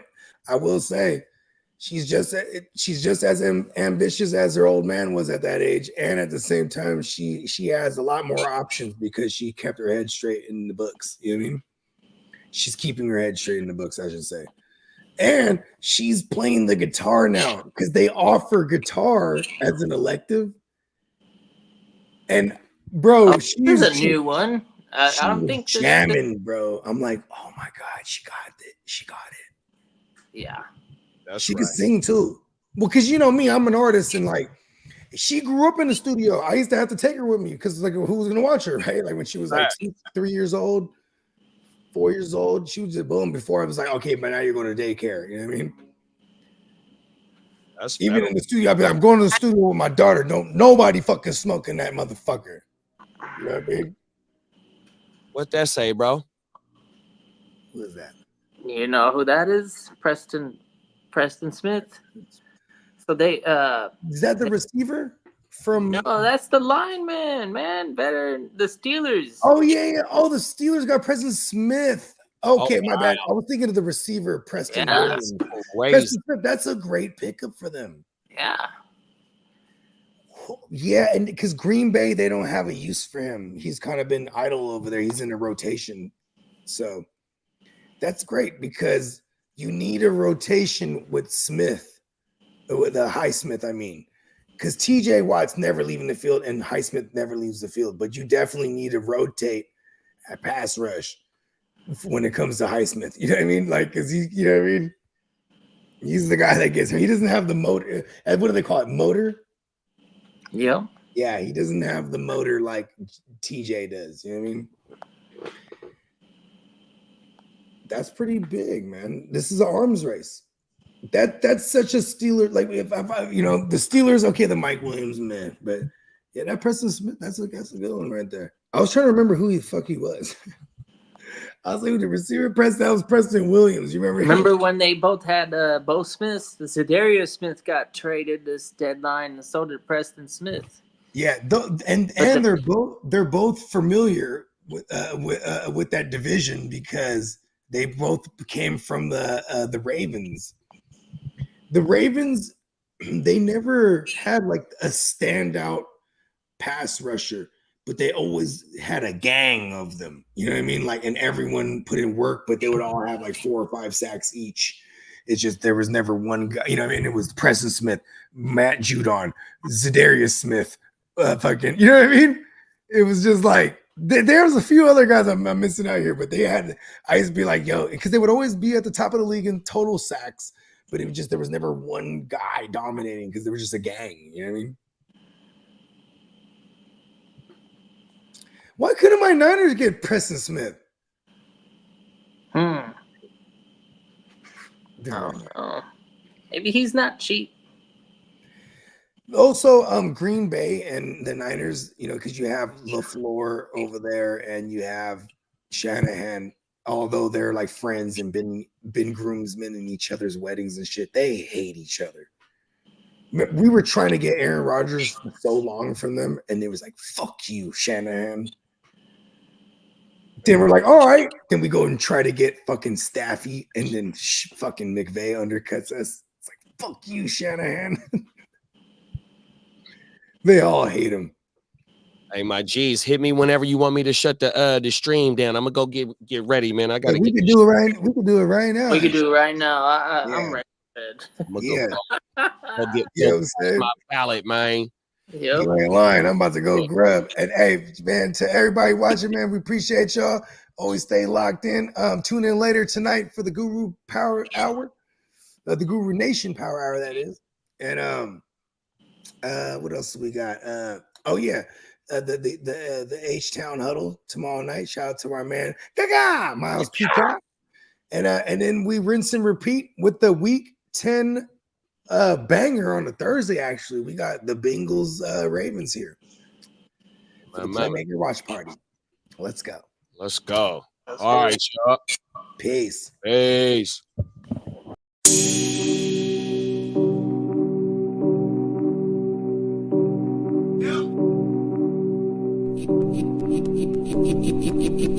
Eureka. We make plays every day, yeah. We make plays every day.